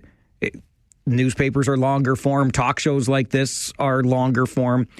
News clips are shorter. It's always been that way, and we've always been in the same room getting the same updates. Furthermore, you can talk about how technical this particular issue is, and I'll grant you it is, but the region has been doing this since going back to the land assembly days. They updated the site-specific bylaw amendments for the encampment at Weber and Victoria this way. They updated speed cameras this way. So it's got nothing to do with the technical nature of this. It's got to do with the way they are disseminating information. So maybe I should take it upon myself, but to be honest, it might surprise you. I try not to ruffle a lot of feathers. Like, I ain't no manager around here. I'm just the guy that hosts this show and shares his opinion. So I don't know that it's necessarily up to me, but I should just check in with my colleagues. You know what? I will. And see if they feel the same way. And maybe Mark's onto something. We'll just all show up together one time and say, this is what you're going to get. We're all here today. Thank you very much. Mark, you're next on Talkback. Good afternoon. Good afternoon, Mike. I'm calling about the story about the man living in the woods. I believe it was his son-in-law that made a miniature house for him. That is correct. Okay. My opinion on that, Mike, I think that story should have been kept quiet. And that's why I think the police showed up and kicked him out of there. Nobody should have said nothing. Just move him in, say nothing. And I think it would have been just fine that way. Yeah, you know what, Mark? I appreciate the call. When I heard from Jesse that his father-in-law had been told he's got 24 hours to vacate the house that Jesse built for him in the woods, where the father-in-law was living anyway, and Jesse was trying to help out, I wondered if we are, in the media, somewhat culpable here because we shared the story. Jesse was more than happy to talk about it, but yeah, if we had never talked about it, would this have never happened? I don't know, but fair point, Mark. Brian, you are next on Talkback. Good afternoon. Good afternoon, Mike. How are you? Good, thank you. And you? And I'm good because we have water in Hepworth. But anyway, I'd just like to say I sent you a text last week. And I'm not sure because you're such a busy guy with 282 and a half listeners. But the water system will never be fixed. And why do you say that? Because we're spoiled. I guess you didn't read my message. I'm sorry, I don't recall it, Brian. Okay. So, like I said, when I send you the text, okay, when you go to the bathroom, guess what? You flush the toilet. When you go to Walmart, it automatically flushes the toilet. And that's a waste of water. So you're saying, okay, I get you. So the water problem's never going to be fixed because we're basically addicted to water and its usage, if I can sum that up. I think that's where you're going with that. And I'm very sorry for not seeing the message that you sent. I do get a lot, but I try my very best to keep up with and respond to all of them. Is this Pammy? It's Tammy, Mike. Tammy with a T, not Pammy with a P. Hi, Tammy. Hey, buddy. Happy New Year. You too. I have a few things to say. Go Rangers. Okay. I am looking for an apartment. It's been 2 years since I've been looking with DSO.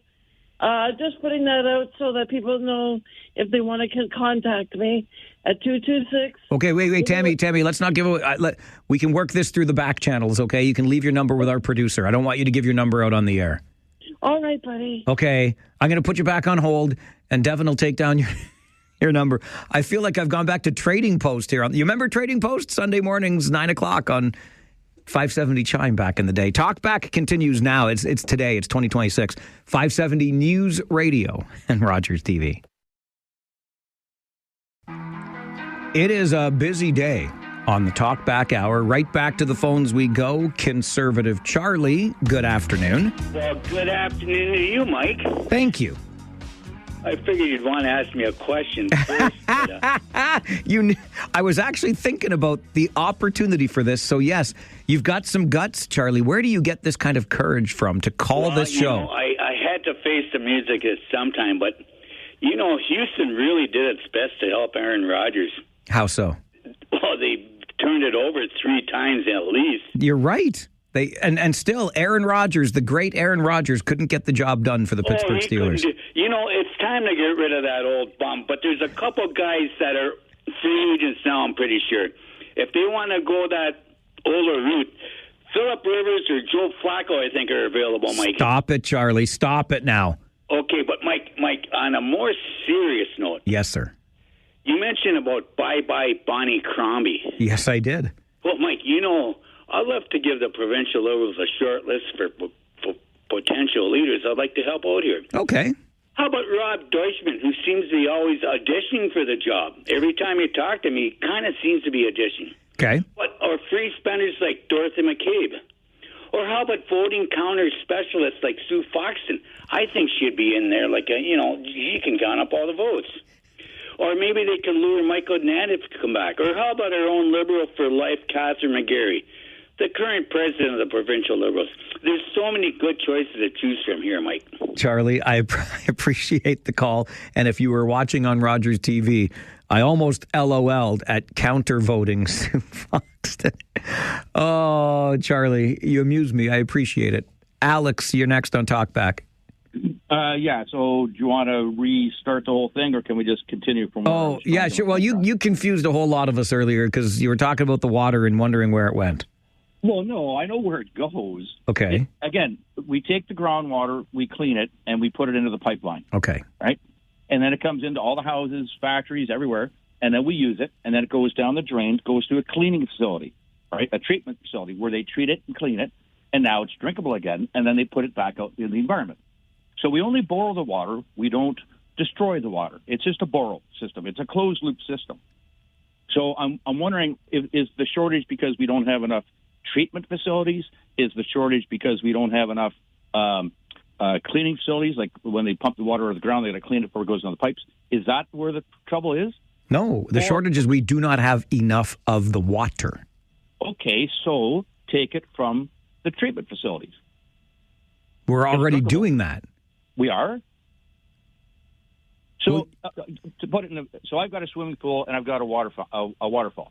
So the waterfall uses the water from the pool. The water going in that waterfall doesn't disappear. It goes right back into the pool where it's a closed system. Alex, how many people can fit in the pool? Dude, our system is water's a closed loop system. We borrow it, we use it, we clean it, and then really we should never have to take another drop of water out of the ground. Okay. Says you. I don't understand how we're not connecting on this. I really don't, but I'm not going to keep going in that same circular fashion in the conversation. How many people can fit in the pool? Like, there's your closed loop. Only so many people get in that pool. You can keep filling. Only so many people fit in the pool, can use that water that's in your pool, in your closed loop system. Our pool is full, is all we're saying. Best I can try to describe it. Again, Kyle, Talkback, hello. Hello. Don't flush the toilet. Only shower maybe once a week. and that's how you save water. I don't know. Why don't we look at other countries that are landlocked and see what they do? I mean, Europe is, look how many landlocked areas they're doing there in Europe, and they have no issues. So why are we in the area that's surrounded by, 5 major Great Lakes, and we have the most lakes in per area in the world? Why are we having such an issue with this? Well, we don't have a pipeline to the Great Lakes yet. And I don't understand, why is it your problem that the city is, if it's the city's issue, why should you be paying $10,000 to get something fixed? Yeah, I struggle with that one a little bit too. Anyways, thanks, Mike. Have a great one. Don't flush and don't shower unless you need to. Remember that, okay, Mike? All right, Kyle. Thank you. I wonder how my coworkers would feel if I went to the once a week showering idea. Mary, good afternoon. You're on Talkback. Oh, good afternoon. Oh my gosh, there's so many topics. I know. Have to pick one or two. It's a great day for talk radio, Mary. Oh yes. Well, I am a water saver. I don't. I take a bath. I don't fill up the tub. However, let's go on from that. I've gone to Europe and Italy, and Bolivia and others. You know what? You put your toilet paper in, you don't flush your toilet. You put the paper in another container. I'm hoping you still flush the toilet, Mary. You're just saying you don't flush the paper. I'm telling you about other countries. I know. That are short on water. Okay. Well, we can do that. Put your paper in another container, put it out to the garbage, and don't flush the damn toilet. If I'm not flushing the damn toilet after I do what needs the paper, Mary, oh boy. Oh, no. You've never gone to one of those countries. I have not. I'm not as well-traveled as you. And anyway, what's tugging at my heartstrings is that guy that built for his father-in-law that place in the woods. Now, what's the poor man supposed to do now? Freeze? That's the $1 million question. Die. And what's the matter with our whole system?